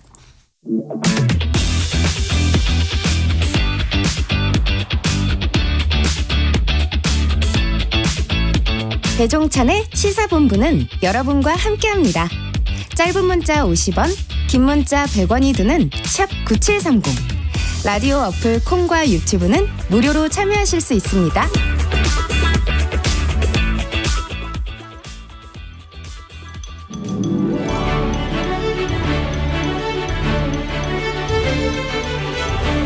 뉴스에서는 보기 어려운 정치인들의 뒷이야기, 언론 보도 이면의 속사정, 기자들의 입으로 직접 전해드립니다. 불사조 기자단, 경향신문 박순봉 기자, 문화일보 이현지 기자와 함께합니다. 어서 오십시오. 안녕하세요. 네, 두 분은 지금 뭐 휴가를 안 가시는 것 같아요. 저는 9월 달에 가려고요. 네네. 네. 이현지 기자는요? 저도 그냥 퐁당퐁당 가려고 합니다. 네. 제가 상시 개편이라고 그랬더니 이 불안한 건 아닌 거죠? 저 못 들었어요. 저희 개편 대상인가요? 네. 불사조 기자단? 농담이고요. 강제 휴가. 네. 자, 집중하겠습니다. 네. 자, 지금 어딜 가나 새만금 잼버리 이야기인데요. 잼버리 파행으로 주무부처인 여성가족부 김현숙 장관에 대한 비판이 쏟아지고 있습니다. 잼버리 김현숙 장관 자리를 지키기 어려울 것이다, 이런 이야기까지 나오는데 거치의 변화 지금 예상되고 있습니까? 아니요, 지금 당장에는 지금 용산에서 개각은 예정돼 있지 않다, 이렇게 입장을 내놓은 상태거든요. 일단 지금 당장에는 변화가 없을 걸로 보이고요. 근데 기본적으로는 여가부 장관이란 자리가 윤석열 정부에서는 좀 불안한 자리인 건 사실이죠. 폐지한다 그러니까요. 그렇죠. 폐지 대상인 부처의 장관이기 때문에 그 위치 자체가 불안한 건 맞는데, 지금 상태하고 좀 연결해 보면은 일단 윤석열 대통령이 뭔가 좀 잘못했다고 해서 바로 내보내는 그런 스타일도 아니거든요. 그래서 그리고 지금 어제 이제 정부 관계자랑 좀 얘기를 해봤어요. 지금 김현숙 장관 책임론이 나오는데 어떤 가능성이 있겠느냐, 이렇게 좀 얘기를 해봤더니 하는 얘기가 뭐냐면은 지금 일단은 그 여가부라는 거 아까 말씀드린 대로 폐지해야 될 조직인데 교체를 한다라는 건 말이 안 된다. 그러니까 교체를 하게 되면은 신임 장관을 임명을 하게 되잖아요. 그렇게 되면은 일부 존속하는 것 같은 그런 이미지를 줄 수가 있고 일정 기간 또 더 유지해야 된다라는 그런 의미가 되는 거잖아요. 그래서 가능하지가 않고, 그리고 그보다 이제 더 근본적으로는 지금 이제 이 정부의 입장은 뭐냐면은요. 이번에 이 잼버리 행사를 무조건 잘 맞춰야 된다라는 거예요. 어떤 책임론이라던가 다른 비판적인 얘기는 이 행사를 다 마치고 나서 해야 된다라는 그런 입장인 거예요. 이거 잘 못하게 되면은 부산 엑스포는 물론이고 국제적으로 이제 그 한국의 그런 이미지가 안 좋아질 수 있는 중요한 문제라고 보고 있기 때문에 일단은 책임론과 관련된 어떤 얘기도 하지 않는다. 이게 지금 기본적인 정부의 입장이거든요. 네. 그러니까 김현숙 장관에 대한 비판적인 얘기도 안 나오고 있다라고 일단은 공식적으로 보시면 되는데, 다만 이제 여당 내에서는 당연히 이제 준비가 잘 안 된 거 아니냐, 이런 얘기들도 있고, 그리고 이제 야당에서 그런 압박을 하고 있기 때문에 그런 경우에는 차라리 폐지 쪽으로 좀 방향을 가는 게 좋지 않겠느냐, 이런 얘기들은 나오고 있습니다. 바로 그 이야기를 여쭤보려고 합니다. 폐지해야 될 부처, 폐지 운명에 놓여 있는 부처이기 때문에 준비를 잘 못했던 것 아니냐. 일을 못하니까 역시 폐지가 답이다, 이런 온갖 또 평가들이 쏟아지기 시작합니다.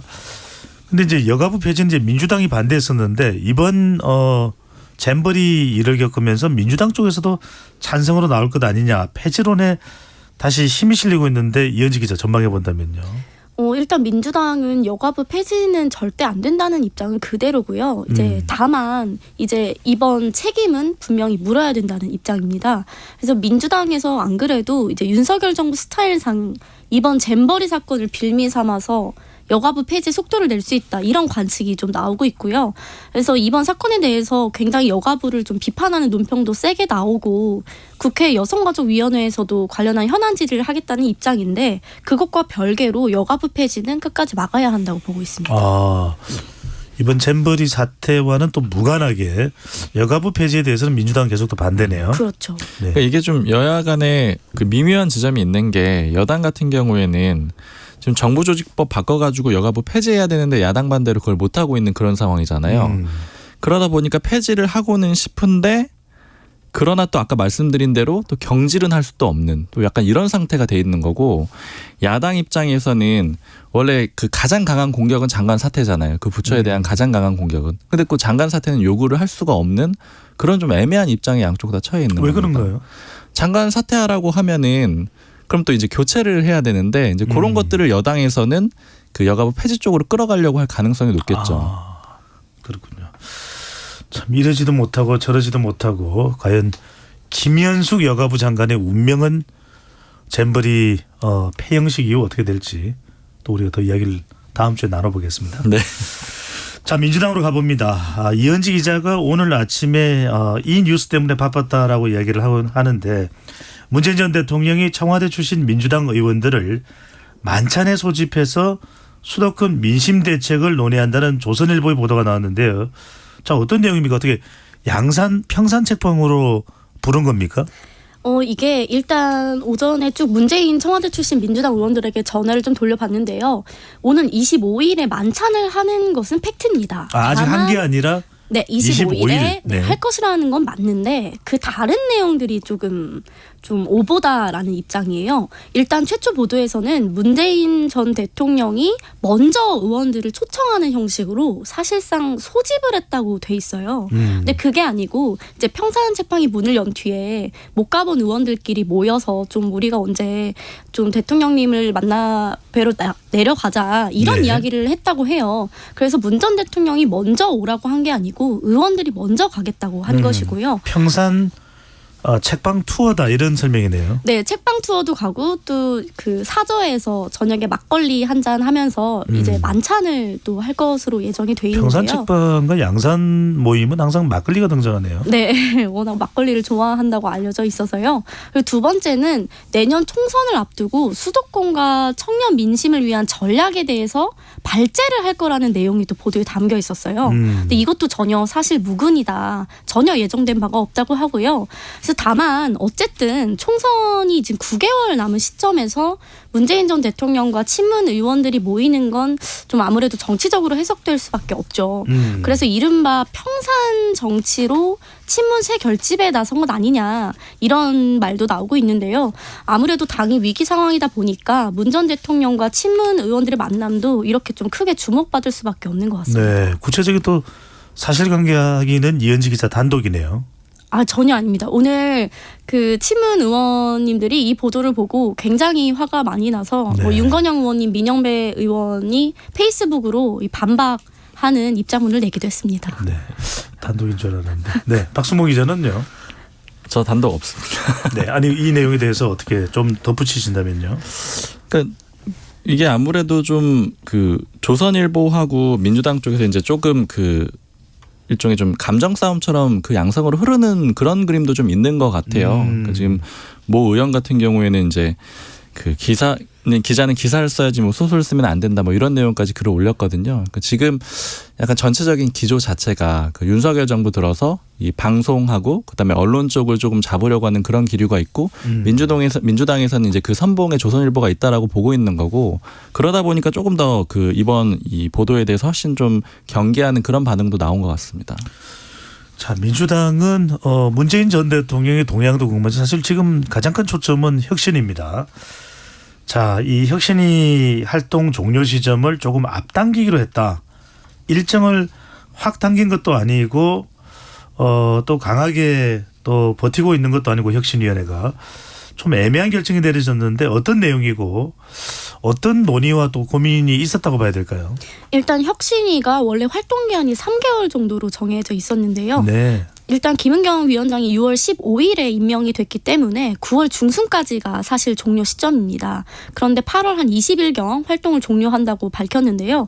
애초에 3개월로 잡은 이유가 뭐냐면 김은경 위원장이 현재 그 한국외대 로스쿨 교수로 재직 중입니다. 네. 그래서 방학 기간으로 이제 1학기가 끝난 뒤에 6월부터 9월 초까지 활동을 하고 다시 좀 학교로 돌아가는 걸 고려해서 3개월로 잡은 건데요.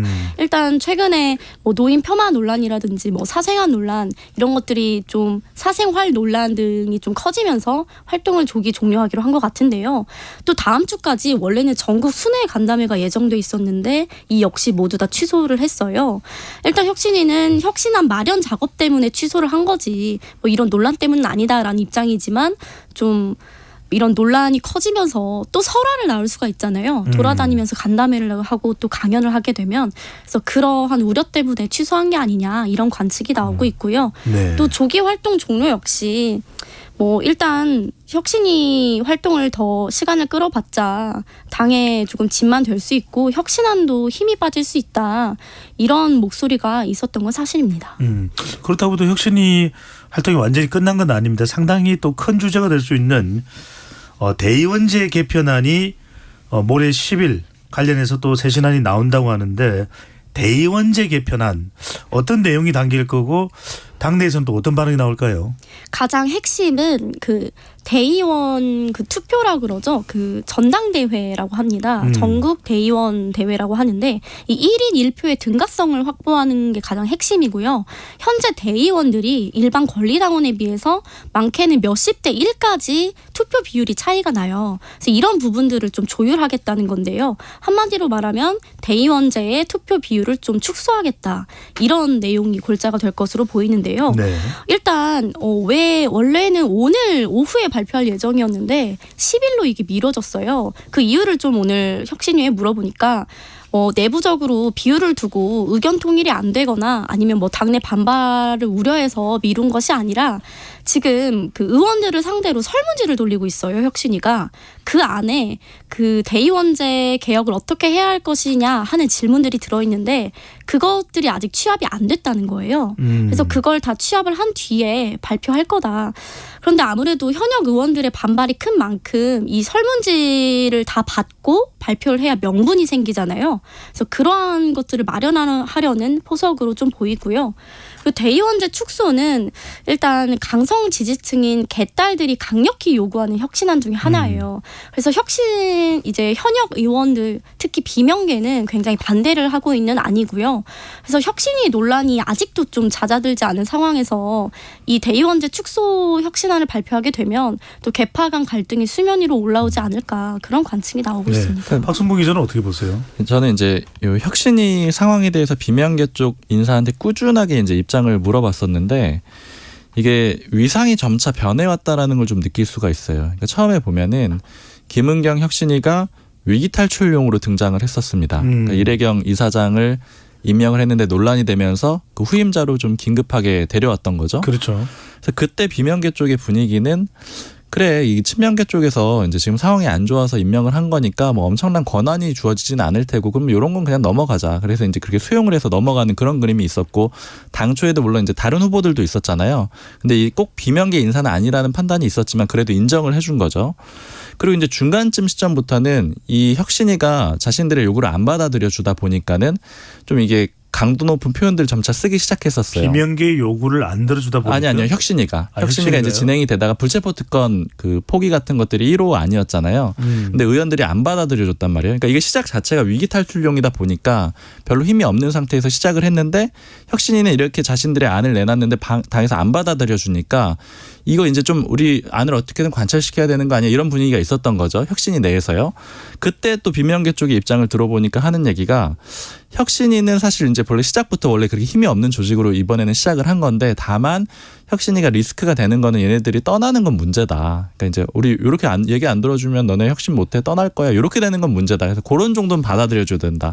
이런 분위기가 있었고 그래서 이제 어느 정도 안은 타협적으로 수용을 했던 건데 이제 마지막에 사생활 논란하고 그다음에 발언 논란이 막 터졌잖아요. 그러니까 그 다음부터는 이제는 떠나도 되겠다. 그러니까 이제 굳이 수용을 안 해도 된다라는 그런 입장으로 바뀌었다라는 거예요. 그래서 이제 앞으로 내놓게 되는 혁신위의 안 같은 것들은 공천이나 아니면 이번에 전당대회와 연관되는 이런 대의원제 폐지 같은 것들은 민감한 것들 있잖아요. 네. 이런 것들은 힘을 받기가 좀 어려운 구조라고 보시면 될 것 같아요. 그러니까 이제 이전도 그렇고 앞으로도 그렇고 남아있는 활동 기간도 얼마 남지 않았고 혁신위의 위상은 민주당 내에서 크게 작동하기는 쉽지 않다. 자, 그런데 이 시점에 김은경 혁신위원장이 당을 곤란하게 한 일이 또 있었다고 하는데 그건 뭐 어떤 내용입니까? 방금 박순봉 기자가 살짝 언급을 해주기도 했는데요. 제가 전에 방송에서 그 1호 혁신안인 불체포 특권 포기를 두고 혁신위와 당이 좀 기싸움을 하는 측면이 있다라고 말을 한 적이 있어요.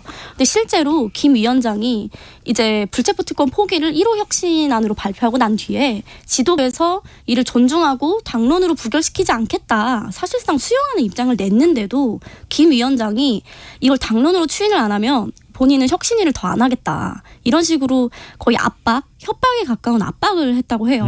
그래서 어쩔 수 없이 이제 당론 추인까지 가게 됐다고 하고요. 그리고 이상민 의원이 유쾌한 결별을 말하면서 사실상 분당 가능성을 시사했던 적이 있는데요. 그 당시에 김 위원장이 이 의원에게 말을 좀 조심해달라고 말을 하니까 이상민 의원이 혁신위를 비판을 했던 적이 있어요. 네. 그때 김 위원장이 당이 왜 이런 발언에 대해서 징계를 안 하냐. 이상민 의원을. 그렇죠. 혁신위를 이런 식으로 비판을 했는데 징계를 해야 한다라고 굉장히 강하게 말을 했다고 해요. 이때도 징계를 하지 않으면 나는 혁신을 더 하지 못한다. 그래서 당도 어쩔 수 없이 당시 이상민 의원에게 엄중 경고를 내렸죠. 네. 그런 좀 속사정이 있었다고 합니다. 알겠습니다. 과연 더불어민주당은 혁신이 또 김은경 위원장에 대해서 어떤 조치를 취할지가 또 앞으로 주목이 된다고 볼 수 있겠고요. 자, 국민의힘에도 불거진 또 논란이 있습니다. 공천 부적격자 문건이 등장을 했습니다. 이게 진위 여부를 떠나서 상당히 큰 지금 화제와 파장이 되고 있는데 이게 뭐 진위 여부는 떠나서입니다. 대략 어떤 내용이 담겨져 있습니까?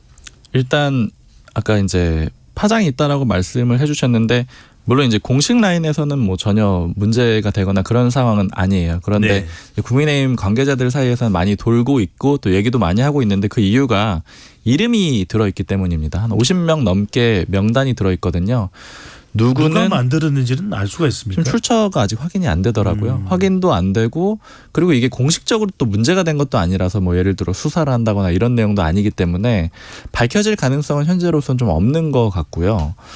근데 이제 일단 명단들이 세세하게 들어있고 누구 이름 들어있고 뭐 어떤 이유로 공천이 안 될 것이다. 뭐 이런 얘기들이 다 들어있거든요. 그러다 보니까 좀 주목을 받고 있는 거고요. 네. 뭐 대표적으로는 이제 비윤계라고 할 수 있겠죠. 뭐 친유승민, 이준석, 오세훈계 현역 의원 12명을 분류를 해놨고 그다음에 뭐 전직 의원들도 들어가 있고요. 그다음에 바른정당계 내지는 뭐 새로운 보수단계 쪽에 그 인사들도 또 포함이 돼 있거든요. 그리고 또 뭐 수사를 받거나 기소된 대상자들 이런 사람들 그리고 또 주목이 되는 거는 이제 친윤 그룹으로 분류되는 의원들인데 뭐 어떤 문제들 있었던 사람들이 있거든요. 사회적으로 무리를 일으켰거나 그러니까 이런 사람들은 공천이 안 될 거다 이렇게 사유를 좀 적어놓은 그런 문건입니다. 근데 이게 아주 구체적이고 또 실제 현직 의원들의 이름까지도 들어있어서 말이 안 된다는 반응도 있지만 근거가 아예 없지는 않은 거 아니냐 이런 이야기도 나오네요. 네, 저도 얘기들을 좀 많이 해봤는데 일단 이게 출처가 어디냐 이렇게 물어보는 국민의힘 관계자도 있었어요. 그러니까 이게 그래서 왜 물어봤냐 이렇게 다시 물어봤더니 이거 내용이 좀 그냥 있는 내용 같지는 않다. 일단 최소한 공부를 좀 하는 것 같다. 그리고 이제 문건 내용에 보면은요 어떤 것들이 있냐면은 뭐 부의에 대해서 노골적으로 반기를 들었다. 뭐 이렇게 돼 있는데 이제 부의라는 표현이 물론 이제 저도 방송에서 언급을 한 적이 있어서 네, 아시는 분들도 있겠지만 어쨌든 그 용산에서 주로 쓰는 표현이거든요. 네. V1, V2 이렇게 해가지고 대통령하고 김건희 여사 이렇게 지칭하는데 이 문건에 V라는 표현도 들어가 있어서 최소한 정치부 기자이거나 아니면 이제 업계에 있는 사람, 그러니까 이제 당에 있거나 아니면 이제 관계되는 그런 사람이 아니겠느냐 이렇게 되는 내용들이 좀 있고요. V2는 김건희 여사인가요? 네, 그렇게 지칭을 하고요. 네. 그리고 또 내용들 중에 보면은 공개되지 않은 내용들이 또 있어요. 그러니까 모 의원이 누구한테 후원하고 이런 식으로 계속 갈아탔다라는 그런 내용이 담겨 있는데 이 후원 내역은 그냥 공개되어 있는 내역이 아니거든요. 그러니까 이제 누군가 알만한 사람이 작성을 했다라고 볼 수 있는 대목이 또 하나가 있고요. 그리고 굉장히 좀 그 현역 의원들은 오히려 이제 공개가 돼 있기 때문에 잘 알 수 있는데 그보다 뭐 시의원이라던가 아니면 뭐 이제 전 대변인이라든가 좀 언론의 주목을 덜 받는 인물들 있잖아요. 근데 그 사람들이 누구에게 이제 좀 지지했고 이런 것들을 다 담아놨어요. 그래서 이게 이제 모 관계자가 하는 얘기는 최소한 팩트 확인이 필요한 정보들은 꽤 담겨 있더라. 근데 이 정보가 그냥 만든 것 같지는 않다. 이런 얘기를 하는 사람들이 있고 그리고 또 이제 상당히 구체적이네요. 네, 구체적이라서 그렇고 업계에서 쓰는 표현을 많이 써서 그렇고요. 그리고 이제 모 관계자가 대신에 하는 얘기는 뭐냐면은 이제 이 관계자가 사실은 자기는 이제 자기가 이제 실제로 그런 문건을 만들고 그런 역할을 했었는데 총선 때 지금 시점에 전혀 만들 시점이 아니라는 거예요. 그러니까 겨울 지나야지 만든답니다. 그러니까 지금 시점상으로는 너무 빠르다라는 거예요. 이런 문건이 나오기가. 그래서 이제 요거는 그냥 일종의 그냥 공천이 불안한 사람이 오히려 그 역효과를 내기 위해서 만들었지 않겠느냐 이렇게 관측을 하는 사람도 있고, 그러니까 왜냐하면 이제 거기에 지목되는 사람이 네. 내가 여기 들어갔다라고 해서 실제로 그렇게 나오면은 이건 뭔가 그런 관여 같은 게 있었던 게 아니냐 이렇게 의혹을 제기할 수가 있잖아요. 자신의 이름을 미리 넣어놓고 오히려 안 들어갈 수 있게끔 네. 그렇게 한 게 아니냐 이런 얘기도 하고요. 잠깐만요. 이 대목에서 이현지 기자가 촉이 좋으니까 작성자가 누굴까요? 이런 쪽으로는 촉이 발달하지 않은 것 같은데 네. 근데 저도 이 문건을 보면 V 이런 이야기가 있는 걸로 봐서는 뭐 용산 쪽이나 아니면 여권 고위나 이쪽이 좀 연루돼 있을 수 있다는 생각도 들고요. 또 한편으로는 아까 박승범 기자가 말한 것처럼 누군가 목적을 가지고 만들었을 거 아니에요. 근데 그게 실제로 공천을 위한 작업이라기보다는 어떻게 보면 공천에서 떨어뜨리고자 하는 사람들의 의혹을 적어서 네. 좀 언론 플레이라든지 여론을 형성하고자 하면 아닐까 그런 생각이 좀 듭니다. 이 문건이 좀 긍정적인 역할도 한 게 있는데 네. 이제 여기 보면은 이 문건 내용 중에 보면은 이제 보좌진한테 뭐 갑질을 했다, 좀 나쁘게 했다 이런 내용이 담겨 있거든요. 근데 최근에 얘기를 들어보니까 그 의혹의 대상이 된 의원이 그러니까 실제 뭐 갑질했는지는 확인을 하지 않았지만 예. 굉장히 잘해준다고 하더라고요. 그 보좌진들 사이에서 얘기가. 그럼 사실과 다른 거네요. 그러니까 최근에 이 문건이 나오고 나서 그러니까 어찌 됐든 간에 그 앞의 상황은 알 수가 없고 그래서 이제 긍정적인 이야기를 하면은 상당히 좁혀집니다. 누가 작성을 했는지가. 아니에요. 근데 그거는 아닐 것 같고 왜냐하면 네. 굉장히 폭넓게 들어있어요. 이게 현역 의원도 있고 아까 말씀드린 대로 시의원 대변인 다양하게 들어있어서 그걸 유추하기는 좀 어려울 것 같고 네. 그리고 아까 표현 자체는 굉장히 업계 사람이 쓴 것 같지만 문건의 양식은 굉장히 좀 초라하다라고 할까요? 그러니까 대충 쓴 그냥 대충 타이핑한 그런 수준이어가지고 이게 그렇게 막 근거를 두긴 좀 어렵다. 이게 일반적인 평가입니다. 또 일부러 이렇게 허술하게 했을 수도 있잖아요. 저는 이런 생각이 드네요. 이 정도 문건 작성할 정도면 이럴 에너지로 열심히 선거운동하면 어디라도 당선될 것 같은데. 아예 뭐 관계되지 않은 사람이 썼을 수도 있죠. 네. 근데 참 궁금한 대목이 하나 있습니다. 유승민 전 의원, 이준석 대표와 관련 있는 사람들이 들어있는 건 이해가 되는데 오세훈 시장? 오세훈 시장은 지금 사선의 서울시장이고 상당히 지금 뭔가 갈등이 노출되어 있는 것도 아니고 오세훈계 이 명단이 올라와 있는 건 어떤 이유일까요?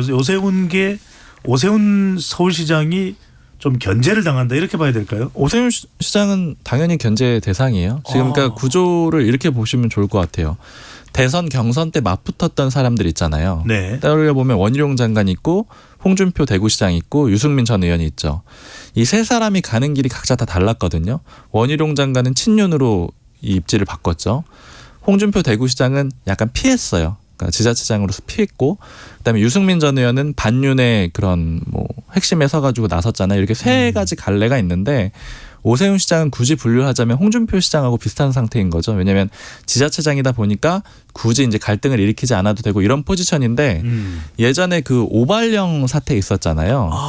그때도 되게 이례적으로 행안부에서 서울시를 공격을 했었거든요. 근데 그거 가지고도 국민의힘 내에서는 이거는 차기 대권 주자에 대한 견제다 이런 얘기들이 있었습니다. 북한이 미사일 시험 발사를 했을 때의 그 오발령 네, 말씀하시는 아침에 거죠? 좀 많이 시끄러워서 기억들 하시는 분들 있을 텐데 그러니까 그런 식으로 어쨌든 견제의 대상이고 그래서 모든 대선 후보들은 기본적으로 다 견제의 대상이라고 보시면 되고 다만 거기서 자신의 포지션을 어떻게 잡느냐에 따라서 대립각이 사는 사람도 있고 그러니까 유승민 전 의원처럼요. 근데 지자체장들은 비교적 좀 벗어나 있는데 지금 홍준표 시장도 약간 이 반윤 쪽으로 약간 돌아설 수도 있는 그런 지금 모멘텀이 있는 그런 상태잖아요. 그러니까 네. 그런 포지션이라서 그렇지 기본적으로 대선 후보들은 다 견제 대상이다 이렇게 보시는 게 맞죠. 네.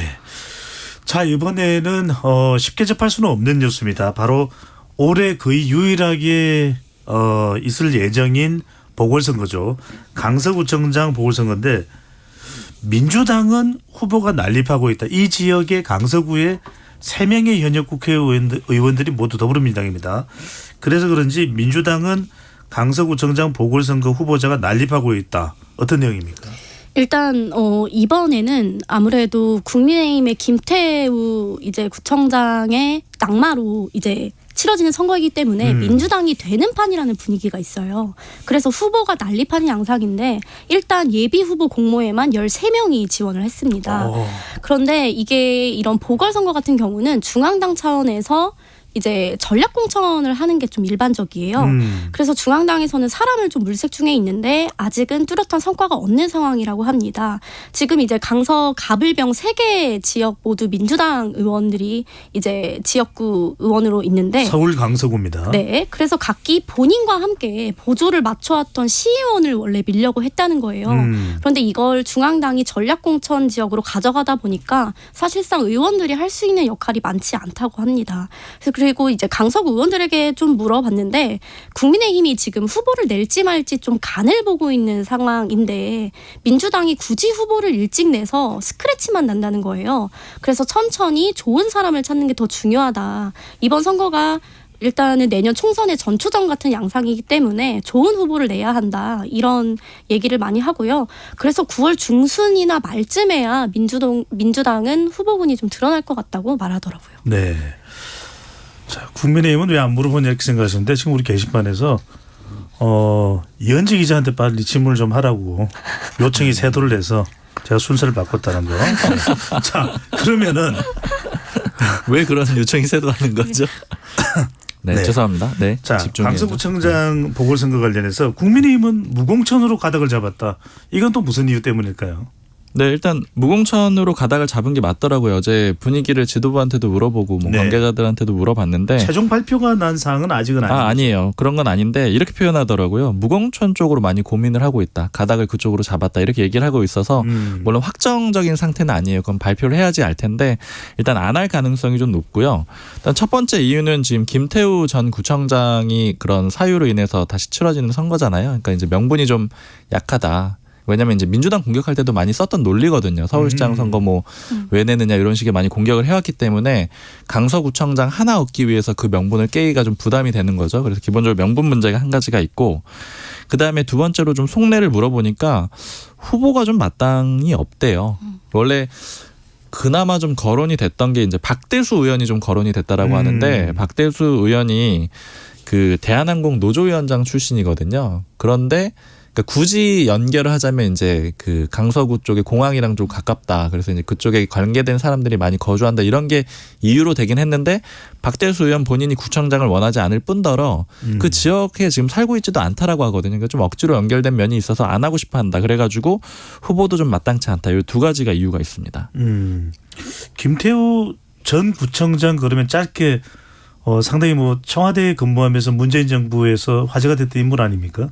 그렇죠. 그때 이제 폭로를 해가지고 주목을 받았고 그랬는데 결과적으로는 또 자리를 내주는 그런 상황이 됐죠. 네. 국민의힘 내부에서는 뭐 사면해야 된다 이런 이야기도 나오네요.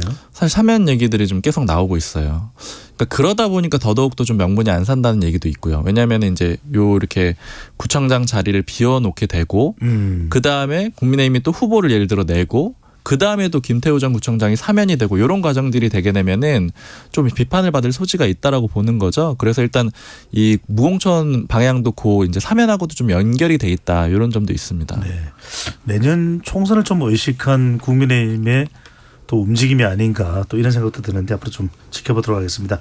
두 분 말씀 여기까지 듣겠습니다. 경향신문 박순봉 기자, 문화일보 이현지 기자와 함께했습니다. 잘 들었습니다. 고맙습니다. 감사합니다.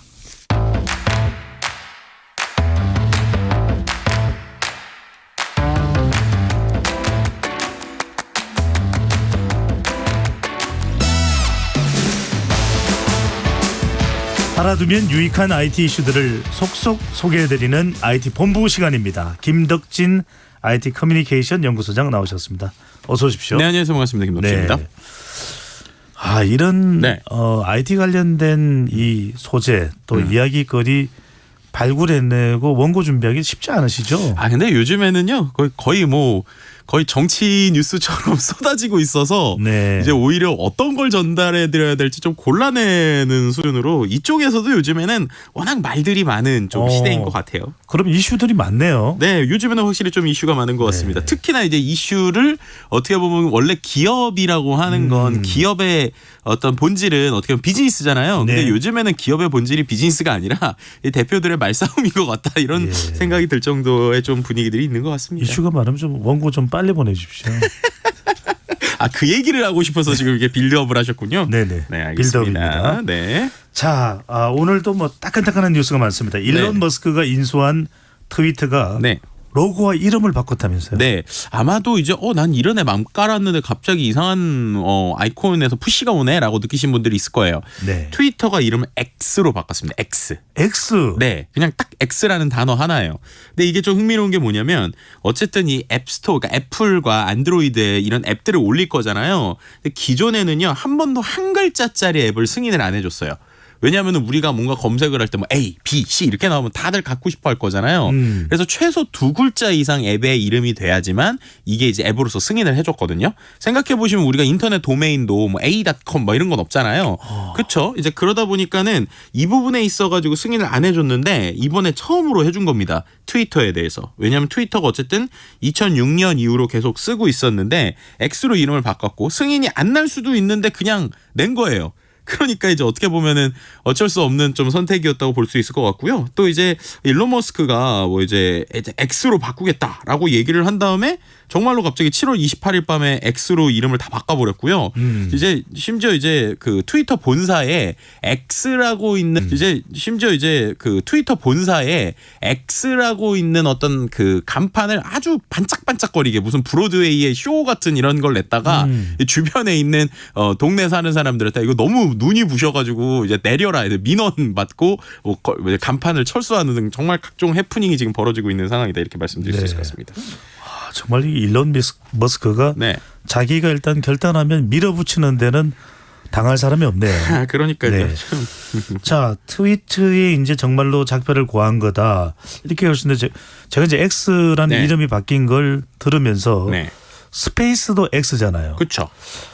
X 참 좋아한다 이런 생각이 드네요. 일론 머스크가. 뭐 맞습니다. 실제로 이제 일론 머스크가 X를 좋아하는 건 하루 이틀의 얘기가 아니에요. 원래 일론 머스크가 맨 처음에 사람들에게 제일 성공적으로 받았던 건 페이팔. 그러니까는 간편 결제 그 회사, 이 회사의 전신, 그러니까는 그 페이팔을 정확하게 말하면은 이 일론 머스크가 인수한 거거든요. 근데 인수하기 전에 자기도 비슷한 회사를 했었어요. 근데 그 회사 이름이 X.com이었습니다. 그러니까 처음에 본인이 시작할 때부터 X라는 이름을 상당히 좋아했고요. 그리고 나서부터 계속 뭔가 이제 X라고 하는 이름을 계속 넣은 건데 실제로 처다들의 애칭도 X라고 지었다고 해요. 그리고 이 정도면 X 집착증 아닌가요? 거의 뭐 집착증이라고 볼 수 있습니다. 왜냐하면 최근에 또 AI 회사를 만들었는데 AI 회사 이름도 X.AI고 또 스페이스 X에 또 이제 우리가 알는 테슬라는 정확하게 말하면 일론 머스크가 만든 회사는 아니거든요. 근데 이제 모델 X가 이제 맨 처음에 나왔었죠. 그래서 정말로 이 X에 왜 이렇게까지 이제 이슈가 되고 있지라고 하는데 뭐 이러한 브랜딩 관점 말고 전략적인 관점에서 보면 어쨌든 이런 X라고 하는 브랜드로 자기네들이 하고 있는 모든 서비스를 하나로 엮으려고 한다라고 하는 건 분명히 존재하는 것 같아요. 뭐 예를 들면은 트위터에 있는 데이터에다가 최근에 이름을 바꾸면서 결제를 붙였거든요. 그러니까 이제 온라인에서 SNS도 하면서 쇼핑도 하고 결제도 하고 또 그렇게 됐을 때 자율주행차나 인공지능 또 이제 로봇까지 이 모든 것을 하나의 통틀어는 컨트롤할 수 있는 앱을 만들겠다라고 하는 그림이 좀 보인다고 볼 수 있을 것 같고요. 이런 걸 이른바 이제 슈퍼 앱 전략이라고 그래요. 하나의 이제 앱에서 모든 걸 다 할 수 있는. 우리나라로 치면 약간 카카오가 그런 형태에 가까운 거죠. 이제 슈퍼 앱 전략인데 이런 부분이 지금까지 서양에서 많이 안 통했거든요. 우리나라나 중국 같은 경우에는 이런 뭐 위챗이라든지 이런 앱들이 있는데 비슷하게 지금 일론 머스크도 이렇게 하나의 앱에 통합돼서 모든 걸 컨트롤할 수 있는 이런 쪽에 대한 이제 어떤 전략, 방향 이런 것들을 좀 구체화하고 있다 이렇게 해석해 볼 수 있는 것이죠. X는 이제 우리가 수학적으로 의미를 해석해 보면 미지수 이렇게 이제 우리가 볼 수가 있는데 그만큼 또 미지의 세계를 향해 나아가고 있는 일론 머스크의 성향을 또 좀 그대로 또 우리가 이해할 수 있다 이렇게 생각해 볼 수도 있겠는데. 네, 실제로 이제 뭐 본인의 목표나 이런 데서 말씀하신 걸 말하기도 했습니다. 네, 정말 영화에 출연하면 일론 머스크는 엑스맨이 되겠네요. 그렇다기보다는 이제 아시겠지만 아이언맨의 이제 어떻게 보면 모토가 되고 있다라는 게 이제 일론 머스크이기도 하죠. 알겠습니다. 네. 또 하나 또 이슈가 되는 것은 정말 기대가 돼요. 저커버그와 페이스북의 저커버그죠. 이제 네. 메타라고 메타의, 그러나요? 네. 메타의 저커버그와 머스크. 네. 두 사람이 격투기 이슈 이야기 나왔던 거 여기 이제 우리 코너에서 소개를 네. 해주셨는데 진짜 하긴 하나요? 그러니까요. 정말 이 둘의 정말 전 세계에서 보면은 이 나스닥에서 가장 잘 나가는 회사들의 CEO가 이러고 있다는 게 정말 이해가 여전히 안 되지만 할 것처럼 날짜가 또 잡히긴 했습니다. 그러니까 마크 주커버그가 일론 머스크한테 이번 달 26일에 격투기 하자라고 제안을 했어요. 그리고 그거에 대해서 지금 일론 머스크가 도전을 좀 받아들이고 있는 뭐 이런 상황이라고 볼 수 있는 것이죠. 확정된 건가요? 그러니까는 계속 도전을 받아들이고 있는데요. 근데 여기서 이제 또 이슈가 있어요. 그럼 이거를 이제 본인들이 할 거잖아요. 근데 이걸 이제 어디서 보여주느냐 가지고 지금 또 둘이 싸웁니다. 어디서 방송을 해줄 거냐? 네, 맞습니다. 왜냐하면은 말씀드린 대로 일론 머스크가 트위터 그리고 X라고 하는 솔루션을 가지고 있잖아요. 이 X라고 이제 부를게요. X에도 라이브 기능이 있습니다. 그죠? 근데 또 우리가 아는 일론 머스크가 가지고 있는 게 인스타그램 또 요즘에 스레드 뭐 이런 서비스 있잖아요. 거기도 라이브 기능이 있어요. 그러다 보니까 양쪽 다 하면 안 되나요? 그렇죠. 근데 일론 머스크가 처음에 어떻게 올렸냐면 마크 주커버그가 이제 야한테 얘기를 했는데 마크 주커버그랑 일론 머스크랑 싸우는 걸 이제 본인의 트위터 옛 트위터죠 X 플랫폼에서 생중계할 거다. 그리고 이제 수익금 전액은 재향 군인에게 자선단체 기부하겠다 이렇게 얘기를 했거든요. 그랬더니 또 이게 마크 주커버그가 일론 머스크의 그 트윗글을 캡처를 해서 본인 스레드에다가 이제 올리면서 뭐라고 그러냐면 이 투명한 자선 모금을 위해서는 더 신뢰할 만한 플랫폼에서 해야 되는 거 아닙니까? 라고 하면서 이제 또 말싸움을 시작하고 있습니다. 저는 이게 말싸움으로 그치는 거 아닌가 싶은 생각이 잠깐 우려스럽게 들기도 하는데 네. 자 그래서 그런지 받아들일 것 같았던 일론 머스크가 갑자기 허리 수술을 해야 될지도 모른다라고 얘기를 했다는데 그러니까요.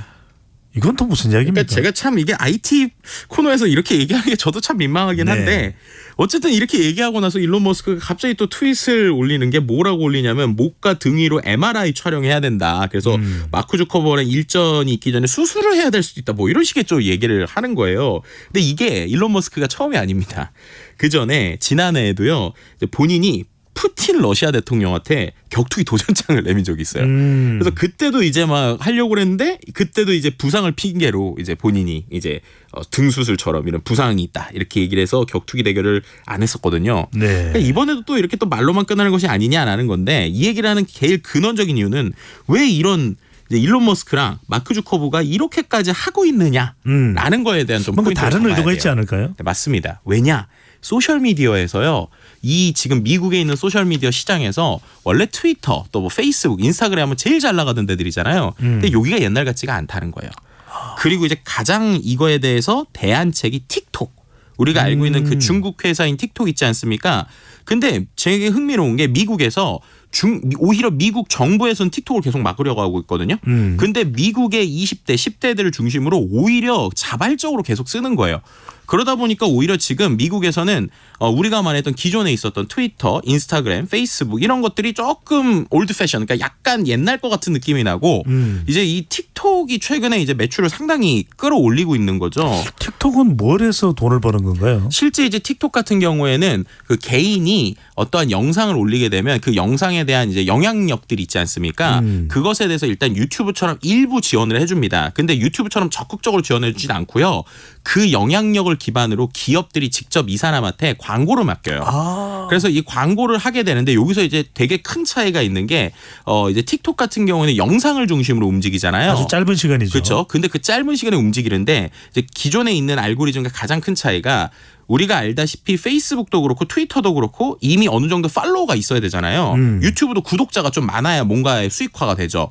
근데 틱톡은 알고리즘 자체가 본인이 아무것도 없는, 그러니까 지금 시작을 하더라도 그 컨텐츠가 갑자기 소위 말해서 바이럴을 탄다, 입소문이 난다. 그러면은 실제로 영향력이 있는 팔로워가 있는 사람만큼 노출이 확 늘어나요. 그러니까 이제 이거에 대해서 10대들이 좋아할 수밖에 없는 게 내가 어떠한 아무런 영향력 배경이 없는 상태에서 춤 하나 잘 추면 갑자기 스타가 되는 거예요. 벼락 스타가. 그러니까 이제 젊은 층들이 좋아할 수밖에 없는 구조를 가지고 있는 건데요. 이제 아까 말씀드린 대로 지금 트위터나 스레드 같은 경우, 스레드도 처음 나왔을 때 엄청나게 인기를 끌었지만 사용자 이탈이 가속되고 있고 네. 또 트위터 역시도 지금 최근에 광고 매출이 계속적으로 좀 떨어지고 있는 상황이거든요. 그러다 보니까는 이런 어떻게 보면 처절하다시피 한 이 CEO들의 움직임들이 계속 나오고 있다 이렇게 해석해 볼 수 있는 틱톡을 것이죠. 견제하기 위해서 이제 트위터가 바뀐 X의 일론 머스크 그리고 메타의 스레드의 네, 그렇죠. 이 마크 저커버그가 일종의 관심 끌어모기를 하고 있다. 네, 어떻게 보면 이렇게. 저는 그렇게 볼 수 있을 것 같습니다. 미디어의 특징이 최근에 뉴미디어의 특징이 그런 식으로 관심을 먼저 받아야 그다음에 뭐가 트래픽이 나니까 좀 그런 것들을 적극적으로 하는 형태라고 좀 밖에 해석이 잘 안 되는 것 같습니다. 말하자면 또 관종 대폭발이군요. 네. 자, 메타는 최근에 네. 생성형 AI 쪽에서도 새로운 성과를 보여주고 있다고 하는데 네.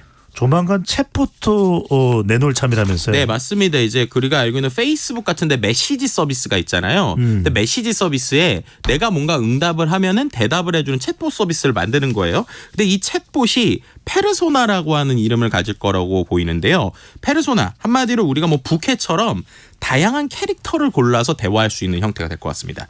뭐 예를 들면 지금 이제 미국에서 얘기하고 있는 광고들을 보게 되면 내가 갑자기 에이브럼 링컨 전 미국 대통령의 말투로 대화를 한다거나 아니면 갑자기 아까처럼 뭐 일론 머스크다라고 쳤을 때 메타의 플랫폼에서 내가 일론 머스크 같은 말투랑 계속 대화를 한다든지 이런 재미 요소를 갖게 되는 건데요. 결국 또 이것도 그렇게 해서 사람들의 관심을 모아서 광고로 매출을 얻으려고 하는 이런 소셜미디어의 최근의 어떤 흐름을 보여주는 형태 중에 하나라고도 볼 수 있을 것 같습니다. 뭔가 새로운 것을 계속 내놓고 있네요. 네, 맞습니다. 자, 일론 머스크는 트위터의 명칭을 X로 바꾸고 네. 또 워낙 X 좋아하는 본인의 성향을 고스란히 드러내고 있는데 또 우주 이야기를 할 때 스페이스 X를 빼놓을 수가 없습니다.